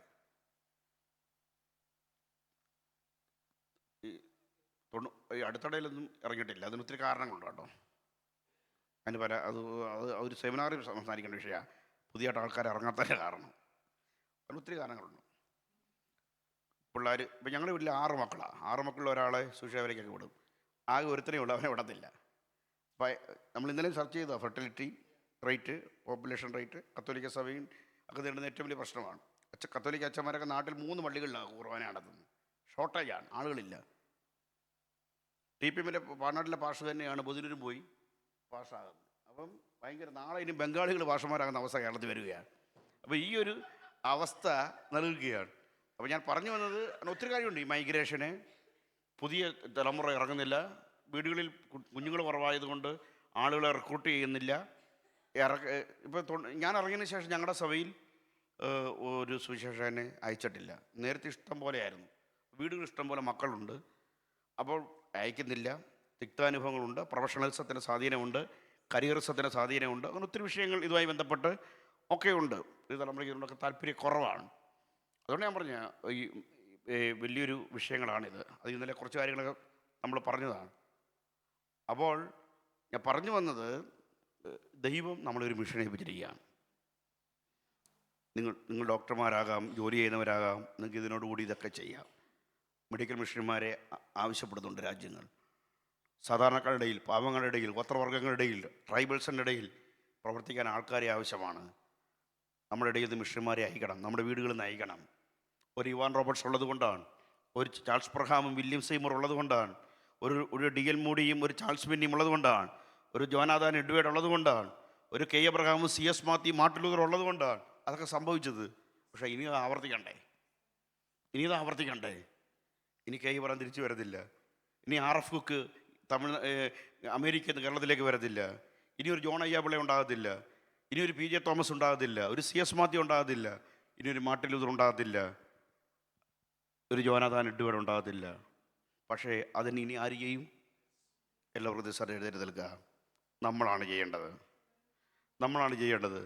ആ ദൗത്യത്തെ നമ്മളെയാണ് ഏൽപ്പിച്ചിരിക്കുന്നത്. നമ്മുടെ മക്കളെയാണ് ഏൽപ്പിച്ചിരിക്കുന്നത്. നമ്മുടെ സഭയാണ് ഏൽപ്പിച്ചിരിക്കുന്നത്. ഒരു ഭാവന വായിച്ചത് നിങ്ങളുടെ ശ്രദ്ധയിലേക്ക് കൊണ്ടുവരാം. യേശു ക്രിസ്തു ക്രൂശീകരണത്തിന് എല്ലാ ശേഷം സ്വർഗ്ഗത്തിൽ ചെന്നു. സ്വർഗ്ഗത്തിൽ ചെന്നപ്പോൾ മാലാഖമാർ ചോദിച്ചു, ഇത്രയും കഷ്ടപ്പെട്ട് മരിച്ചു, പീഡനം അനുഭവിച്ചു, മനുഷ്യവർഗത്തിന് വീണ്ടെടുപ്പിന് വേണ്ടി അങ്ങ് മരിച്ചു, ഈ വീണ്ടെടുപ്പിൻ്റെ സന്ദേശം ലോകത്തോട് പറയാൻ അങ്ങ് ആരെയാണ് ഏൽപ്പിച്ചത്? ഒരു മാലാഖ ചോദിച്ചതാണ്. അപ്പോൾ കർത്താവ് പറഞ്ഞു, ഞാൻ അതിന് കുറച്ച് ആൾക്കാരെ അവിടെ ഏൽപ്പിച്ചിട്ടുണ്ട്, കുറച്ച് മനുഷ്യരെ. അപ്പം മാലാഖ ചോദിച്ചു, അവർ പറഞ്ഞില്ലെങ്കിൽ എന്തു ചെയ്യും? അപ്പോൾ കർത്താവ് പറഞ്ഞത്, അവർ പറയും, അതെനിക്ക് ഉറപ്പാണ്. ഇന്ന് രാത്രിയിൽ നമ്മയാണ് ദൈവം ഏൽപ്പിച്ചിരിക്കുന്നത്. ഒരു മിഷൻ്റെ ആത്മാവാണ് ഈ പരിശുദ്ധാത്മാവ്. ഹല്ലേലൂയ. ഈ പരിശുദ്ധാത്മാവ് മിഷൻ്റെ ആത്മാവാണ്, യൂണിറ്റിയുടെ ആത്മാവാണ്. The spirit of mission, the spirit of witnessing ദൈവം നമ്മളെ ഏൽപ്പിച്ചിരിക്കുകയാണ്. എല്ലാ കണ്ണുമടച്ചാട്ട് ഞങ്ങളുടെ സഭയിൽ നിന്ന് മിഷന്മാരെ അയക്കണമേ, ഞങ്ങളുടെ കുടുംബങ്ങളിൽ നിന്ന് മിഷന്മാരെ അയക്കണമേ. എൻ്റെ മകനെ, എൻ്റെ മകളെ, എൻ്റെ സഭയിൽ നിന്ന് അത് അയക്കണമേ. UK വിവിധ ഭാഗങ്ങളിൽ വിവിധമായ ഭാഷാ സമൂഹങ്ങൾ, റെഫ്യൂജീസ്, മൈഗ്രേറ്റ് ചെയ്ത് കടന്നു വരുന്ന ആൾക്കാർ, ഇവിടെ വന്ന് താമസിക്കുന്നവർ, അനവധി ആൾക്കാർ യേശുവിനെ അറിയേണ്ടതായിട്ടുണ്ട്. 1040 വിൻഡോസ് അറിയേണ്ടതായിട്ടുണ്ട്. സുവിശേഷം പറയാൻ തടസ്സമുള്ള ആൻകട്ടൺ കൺട്രീസ് ഇത് അറിയേണ്ടതായിട്ടുണ്ട്. കമ്മ്യൂണിസ്റ്റ് രാജ്യങ്ങളിൽ, ഇസ്ലാമിക രാജ്യങ്ങളിൽ ഇത് അറിയേണ്ടതായിട്ടുണ്ട്. ആഫ്രിക്കൻ രാജ്യങ്ങളിൽ ഇത് അറിയേണ്ടതായിട്ടുണ്ട്. കർത്താവ്, എന്നെ അയക്കണമേ, എന്നെ അയക്കണമേ. ഞങ്ങളുടെ സഭയിൽ നിന്ന് മിഷന്മാരെ അയക്കണമേ, ഞങ്ങളുടെ സഭയിൽ നിന്ന് മിഷന്മാരെ അയക്കണമേ. വടക്കേ ഇന്ത്യയുടെ ഗ്രാമങ്ങളിലേക്ക്, ഛത്തീസ്ഗഡിൻ്റെ, ജാർഖണ്ഡിൻ്റെ, ഒറീസയുടെ, ബീഹാറിൻ്റെ, ഉത്തർപ്രദേശിൻ്റെ, ഹല്ലേലൂയ, ഗ്രാമങ്ങളിലേക്ക് മിഷന്മാരെ അയക്കണമേ എന്ന് നമുക്ക് ദൈവത്തോട് പ്രാർത്ഥിച്ചാട്ടെ. ഹല്ലേലൂയ. എല്ലാ കണ്ണുമടച്ചാട്ടെ. സ്തോത്രം. ഹല്ലേലൂയ. കർത്താവേ, അതിനു വേണ്ടി പരിശുദ്ധമായി ഞങ്ങളുടെ കുഞ്ഞുങ്ങളോട് സംസാരിക്കണമേ. നെതർലൻഡിനെ എനിക്ക് തരിക, ഞാൻ മരിച്ചു പോകും. കമ്പി പോലെ എന്നെ ഒന്ന് വളയ്ക്കണമേ എന്ന് ഭക്തൻ പ്രാർത്ഥിച്ചു. 1,00,000 ആത്മാക്കളെ എനിക്ക് തരണമേ എന്ന് പ്രാർത്ഥിച്ചു. സ്തോത്രം. വെയിൽസിലും, മസൂസ സ്റ്റേറ്റിലും, ടൊപ്പോക്കയിലും, കാലിഫോർണിയയിലും, പെൻസിക്കോളയിലും, പണ്ഡിത രാമഹായുടെ പൂനായിലെ മുക്തി മിഷനിലും, തിരുനെൽവേലിയിലും, പൂവത്തൂരിലും, തെലങ്കാനയിലും, അഹമ്മദ്നഗറിലും, പഞ്ചാബിലും, ലുധിയാനയിലും എല്ലാം ഉണ്ടായ ഒരു ഉണർവ് പോലെ ഞങ്ങളെ ഒന്ന് ഇളക്കണമേ, ഞങ്ങളെ ഒന്ന് ഉപയോഗിക്കണമേ, ഞങ്ങളെ ഒന്ന് വളയ്ക്കണമേ. പരിശുദ്ധമാവും ഞങ്ങളിന്ന് ടച്ച് ചെയ്യണമേ. ഞങ്ങളുടെ പെൺമക്കളെ, ആൺമക്കളെ തൊടണമേ. ഈ UK യൂണിവേഴ്സിറ്റികളിൽ വലിയ കൊടുങ്കാറ്റ് പോലെ സുവിശേഷം കേരളത്തിൻ്റെ ഈ UK ഗ്രാമങ്ങളിൽ, ഈ സിറ്റികളിൽ, എല്ലായിടങ്ങളിലും ദൈവപ്രവൃത്തി വ്യാപരിക്കട്ടെ കർത്താവേ. അതിനുവേണ്ടി ഞങ്ങളെ ഉപയോഗിക്കണമേ എന്ന് ഇവരുകളിലേക്ക് സമ്പൂർണ്ണമായി ഏൽപ്പിച്ചാട്ടെ. എല്ലാവരും പ്രാർത്ഥിച്ചാട്ടെ. ഈ നമ്മുടെ UK യൂണിവേഴ്സിറ്റികളിൽ ശക്തമായി ദൈവപ്രവൃത്തി നടക്കണം. നിങ്ങൾക്കറിയാമല്ലോ, പൊളിറ്റിക്കൽ ഇസ്ലാം ഉയർത്തുന്ന വെല്ലുവിളികൾ നിങ്ങൾക്കറിയാമല്ലോ, സലഫിസം ഉന്നയിക്കുന്ന വെല്ലുവിളികൾ നിങ്ങൾക്കറിയാമല്ലോ. ഞാൻ വിശദീകരിക്കേണ്ട ആവശ്യമില്ല. UK ക്യാമ്പസുകളിൽ, യൂണിവേഴ്സിറ്റികളിൽ സുവിശേഷത്തിൻ്റെ റവല്യൂഷൻ ഉണ്ടാകണം. UK തെരുവീതികളിൽ ഈ സുവിശേഷം പ്രസംഗിക്കപ്പെടണം. അതിനുവേണ്ടി ദൈവം ഞങ്ങളെ ഉപയോഗിക്കണമേ, ഞങ്ങളുടെ സഭയെ ഉപയോഗിക്കണമേ, ഞങ്ങളുടെ എൽഡേഴ്സിനെ, ഡീക്കൺസിനെ, പാസ്റ്ററിനെ, ഞങ്ങളുടെ മക്കളെ ഉപയോഗിക്കണമെന്ന് എല്ലാവരും പ്രാർത്ഥിച്ചാണ്.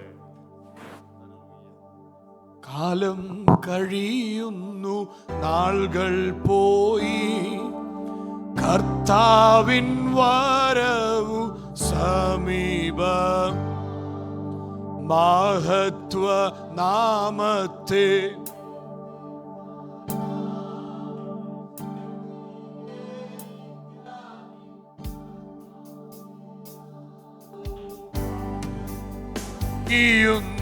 നാളുകൾ,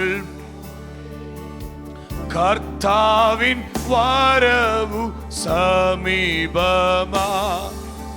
മഹത്വ നാമത്തെ കീർത്തിപ്പാൻ, ശക്തീകരിക്കാൻ ഓ യാത്ര ചെയ്യും ഞാൻ ക്രൂശെ നോക്കി, യുദ്ധം ചെയ്യും ഞാൻ യേശുവി ജീവൻ വച്ചി. രക്ഷകനാ ഓ അന്ത്യശ്വാസം വരെ ഓ യാത്ര ചെയ്യും ഞാൻ ക്രൂശെ നോക്കി യുദ്ധം ചെയ്യും ഞാൻ യേശുവിനാ ജീവൻ വച്ചി രക്ഷകനാ അന്ത്യശ്വാസം വരെ ഓ ജീവൻ വച്ചി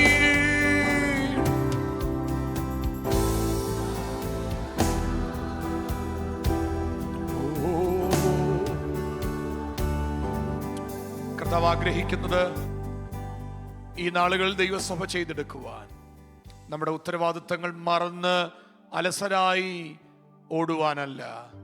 കർത്താവ് ദൈവസഭയെക്കുറിച്ച് ആഗ്രഹിക്കുന്നത് എന്തോ ഈ ദിവസങ്ങൾ അത് നിവർത്തിക്കുവാൻ, അതിനായുള്ള ആഗ്രഹങ്ങളും വാഞ്ചകളും ഒരുക്കങ്ങളും നമുക്കൊരുമിച്ച് തുടങ്ങാം. പ്രിയരെ, പലപ്പോഴും ലോകത്തിലുള്ള നിസാരമായ പല കാര്യങ്ങളുടെ പിറകിൽ നാം ഓടുമ്പോൾ, നമുക്കത് കൺസേണായി മാറുമ്പോൾ, ദൈവവചനം ദൈവസഭ ഏൽപ്പിച്ചിരിക്കുന്ന മഹാദൗത്യങ്ങളിലേക്ക് ഈ നാളുകൾ നമുക്ക് മടങ്ങി വരാം. നശിച്ചു പോകുന്ന നിത്യജീവൻ അവകാശികളായി തീരുവാൻ കഴിയാത്ത എത്രയെത്ര പ്രിയപ്പെട്ടവർ ചുറ്റോട് ചുറ്റും നമുക്കുള്ളപ്പോൾ, നമ്മുടെ പിണക്കങ്ങളും നമ്മുടെ പകകളും ഐക്യതയില്ലായ്മകളും എല്ലാം നമുക്കൊന്ന് മറക്കാം. ആദിമ നൂറ്റാണ്ടിൽ വ്യാപരിച്ച അതേ പെന്തക്കോസ്തിന്റെ അനുഭവത്തിലേക്ക് ദൈവസഭ മടങ്ങി വന്ന് ദൗത്യത്തിലേക്ക് മടങ്ങി വരുവാൻ, അത് ഏറ്റെടുത്ത് മുന്നേറുവാൻ ദൈവം ദൈവസഭയ്ക്ക് ഈ ദിവസങ്ങളിൽ കാഴ്ചകളും കാഴ്ചപ്പാടുകളും നൽകട്ടെ.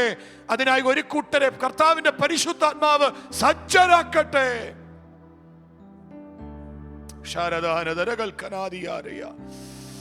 ഹല്ലേലൂയ, ഹല്ലേലൂയ, ഹല്ലേലൂയ.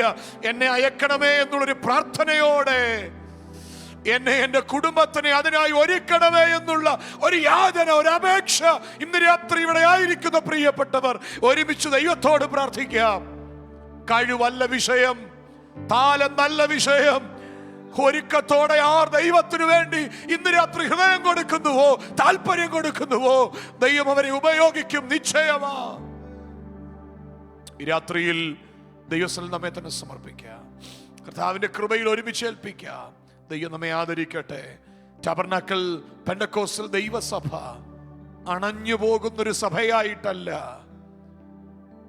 ഹല്ലേലൂയ, ക്ഷീണിക്കുന്ന, തളരുന്ന, മാഞ്ഞു പോകുന്ന ഒരു പേരായിട്ടല്ല, ദൈവഹിതം തിരിച്ചറിഞ്ഞ് കർത്താവിന്റെ ദാസൽ കൂടെ കേട്ടതുപോലെ ദൈവിക പ്രവൃത്തികളെല്ലാം ഇതിനകത്തളങ്ങൾ കൂടെ ഓപ്പറേറ്റ് ചെയ്യുന്ന ഒരു ആത്മീക തലത്തിലേക്ക് പരിശുദ്ധാത്മാവ് ദൈവസഭയെ സജ്ജീകരിക്കട്ടെ. അതിനായുള്ളൊരു പുതുമയുടെ ആത്മാവിനെ ദൈവം കൈമാറട്ടെ. നമുക്കൊരുമിച്ച് ദൈവത്തിൽ സമർപ്പിക്കാം. എല്ലാ കണ്ണുകളും ദൈവത്തിൽ അടയ്ക്കാം.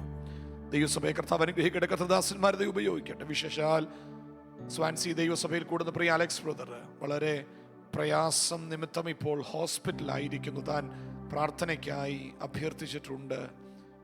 നമ്മുടെ സഹോദരൻ കടന്നു പോകുന്ന വേദന, യൂറിൻ പോകുമ്പോഴൊക്കെയും ബ്ലഡാണ്, വളരെ ഒരു പ്രയാസത്തിൽ കൂടെ താൻ ആയിരിക്കുന്നു. CT സ്കാനിന് വേണ്ടി വെയിറ്റ് ചെയ്യുന്നു. ദൈവസഭയുടെ പ്രാർത്ഥന വിശേഷാൽ ചോദിച്ചിട്ടുണ്ട്. കഴിയുമെങ്കിൽ ആ കരങ്ങളൊന്ന് കോർത്തു പിടിക്കാം. ഒരുമിച്ച് പ്രാർത്ഥിച്ച് ശുശ്രൂഷകൾ അവസാനിപ്പിക്കുമ്പോൾ കർത്താവിൻ്റെ ദാസൻ പ്രിയ അലക്സ് ബ്രദറിനെ ഒരുമിച്ച് ദൈവവരങ്ങളിലേക്ക് ഏൽപ്പിക്കാം. കർത്താവിൻ്റെ ദാസിയും കുഞ്ഞുങ്ങളും കൊച്ചു കുഞ്ഞുങ്ങളുമായി ഇപ്പോൾ ഹോസ്പിറ്റലായിരിക്കും. നമ്മുടെ സ്വാൻസിയിലെ 1-2 പ്രിയപ്പെട്ടവർ ഇപ്പോൾ ആ ഹോസ്പിറ്റലിലേക്ക് കടന്നു പോയിട്ടുണ്ട്. കർത്താവ് ഒരു അത്ഭുതം ചെയ്യേണ്ടതിന് പ്രാർത്ഥിക്കാം.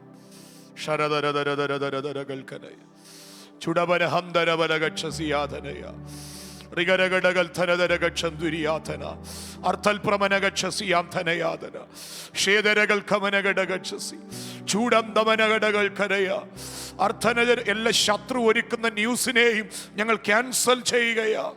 ശാരം ഭ്രമനം മധുരികൾ കമനഘടകക്ഷസി ശതൽ ഭ്രമന ഭന്തിരികത്തനാദിയാരധന ചൂടമന ഹന്തൽ ഭ്രമനഘടകക്ഷസിയ അർത്ഥലകൾ കമനഘട ദുരിവൽ കമാനിയാക്ഷസി വിഖമനഘടക സന്ദൽപ്രമനഘടകചസ് വിഖമന ഹംദൽ ദാരിവക്ഷസിയ അർത്ഥ റിഖാരിയൽ കമനയ.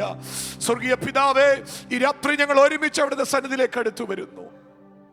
ഈ രാത്രി യോഗത്തെ ദൈവം അനുഗ്രഹിച്ചതിനാൽ നന്ദി. പാടുവാൻ പ്രാർത്ഥിപ്പാൻ ദൈവം ഞങ്ങൾ കൃപ ചെയ്തു. കർത്താവിന്റെ ദാസിൽ കൂടെ കേൾപ്പിച്ച ശ്രേഷ്ഠകരമായ ദൂതിന് നന്ദി. ഈ ദിവസങ്ങളിൽ ദൈവസഭയാം കുടുംബങ്ങൾ ഞങ്ങൾ സജ്ജരായി വചനത്തിന് ഒരുങ്ങി, കർത്താവെ ഒരുക്കി ഞങ്ങളെ തന്നെ കർത്താവിന്റെ വചനത്തിന്റെ വിശാലതയ്ക്കും ദൈവസഭയിൽ കർത്താവിന്റെ ആത്മാക്കളെ വിളിച്ചു കൊണ്ടുവരുവാനുള്ള ഒരു ദൗത്യവുമായി അങ്ങ് ഞങ്ങളെ അയക്കണമേ. കർത്താവ് ദാസിനെ കുടുംബത്തെ ആദരിക്കണം. വിശേഷാൽ ഞങ്ങളുടെ അലക്സ് ബ്രദറിനെ ദൈവകരങ്ങളിൽ ഏൽപ്പിക്കുന്നു. നാഥാ, അവിടുത്തെ ആണിപ്പാടുള്ള കരം തന്റെ ദാസന്റെ ശരീരത്തിൽ ഇപ്പോൾ സ്വർഗത്തിലെ ദൈവം വെക്കണം. ഞങ്ങളുടെ കുറവുകൾ അങ്ങ് ഓർക്കരുത്, ഞങ്ങളുടെ പരിമിതികളെ അങ്ങ് ഓർക്കരുത്. പരിശുദ്ധാത്മാവേ, ഹേവൻഫോർഡ് വെസ്റ്റിൽ ഹോസ്പിറ്റലിൽ തന്റെ ദാസനായിരിക്കുന്ന ചേറിൽ എന്റെ യേശുവിന്റെ നിറസാന്നിധ്യം ഇപ്പോൾ ഇറങ്ങേണ്ടതിന് ഞങ്ങൾ ഒരുമിച്ച് കൃപയുടെ ഉറവിടത്തിന്റെ മുൻപിലേക്ക് അടുത്തു വരികയാ. നാഥാ, തന്റെ ദാസനോട് മനസ്സലിയണമേ. അവിടുന്ന് അത്ഭുതം ചെയ്തതിനാൽ നന്ദി. ഈ രാത്രി ഒരു അത്ഭുതത്തിന്റെ വാർത്ത കേൾക്കാൻ പോകുന്നതിനാൽ നന്ദി. തലമുണക്കിരിക്കുന്ന എല്ലാവരെയും ഓർക്കുന്നു. രോഗികളായി ഭാരപ്പെടുന്ന എല്ലാവരെയും ഓർക്കുന്നു. ദൈവസഭയെ കുടുംബങ്ങളെ കർത്താവ് ആദരിക്കണമേ. ദൈവം കത്തിച്ചു നൽകി തന്ന ദൈവവചനത്തിന്റെ വെളിപ്പാടിന്റെ നിറവിൽ ഞങ്ങൾ കൂടാരങ്ങളിലേക്ക് മടങ്ങുമ്പോൾ പരിശുദ്ധാത്മാവേ, പരിശുദ്ധാത്മാവേ, എല്ലാ മാനുഷിക ചിന്തകളെയും മനുഷ്യന്റെ അർത്ഥന ജഗൽക്കമാനയ ദൈവസഭയ്ക്ക് അനുകൂലമല്ലാത്ത ഇംഗിതങ്ങളെയും ഇന്ന് രാത്രി ക്യാൻസൽ ചെയ്യുകയാ. ദൈവാത്മാവിന്റെ തികവും മികവും ദേശത്ത് ദൈവസഭയിൽ കൂടെ പരിശുദ്ധാത്മാവ് ഒരുക്കിയെടുക്കുവാൻ ഞങ്ങൾ ഒരുമിച്ച് അവിടത്തോട് പ്രാർത്ഥിക്കുന്നു. അതിനായി അങ്ങ് ഞങ്ങളെ ഒരുക്കണമേ, ബലം കൽപ്പിക്കണമേ. കൃപയിൽ പൊതിയുന്നു. ദൈവ സാന്നിധ്യത്തിന് നന്ദി പറയുന്നു. എല്ലാ മഹത്വവും മാനവും അങ്ങേക്ക് മടക്കാത്തിൽ കൃപ കൊണ്ടിരിക്കും. ദേശത്തിന്റെ മേൽ കർത്താവിന്റെ കനിവ് വെളിപ്പെടും. ഈ രാത്രി എല്ലാ കൂടാരങ്ങളിലും ഒരു ഡിവൈൻ പ്രൊട്ടക്ഷൻ, എല്ലാ നന്മകളിലും ഒരു ഡിവൈൻ പ്രൊട്ടക്ഷൻ ഞങ്ങൾ ഇവിടെ നിന്ന് പ്രാർത്ഥിച്ച് കൈമാറുകയാ. ദൈവം എല്ലാവരെയും സൂക്ഷിക്കണമേ. കൃപയിൽ പുതിയ പ്രാർത്ഥന കേട്ടിരിക്കൽ നന്ദി. യേശുവിൻ നാമത്തിൽ തന്നെ കർത്താവ് പ്രാർത്ഥന കേട്ടിരിക്കൽ സ്തോത്രം ചെയ്യാം. സ്തോത്രം, സ്തോത്രം, സ്തോത്രം, സ്തോത്രം, സ്തോത്രം. പിതൃപുത്ര പരിശുദ്ധാത്മാവാം ത്രിയേക ദൈവത്തിന്റെ സ്നേഹം, കൂട്ടായ്മ, പരിപാലനം നാം ഇവരോട് സകല വിഷയത്തോടും ഇപ്പോഴും എപ്പോഴും കർത്താവിന്റെ മേഘത്തിൽ വരിക്കുമാറാകട്ടെ. അറുക്കപ്പെട്ട ദൈവഞ്ഞാടിന് മഹത്വം കരേറ്റാം. ഹല്ലേലൂയ, ഹല്ലേലൂയ, ഹല്ലേലൂയ. ആമേൻ. കർത്താവായ യേശുവേ വരേണമേ. കർത്താവ്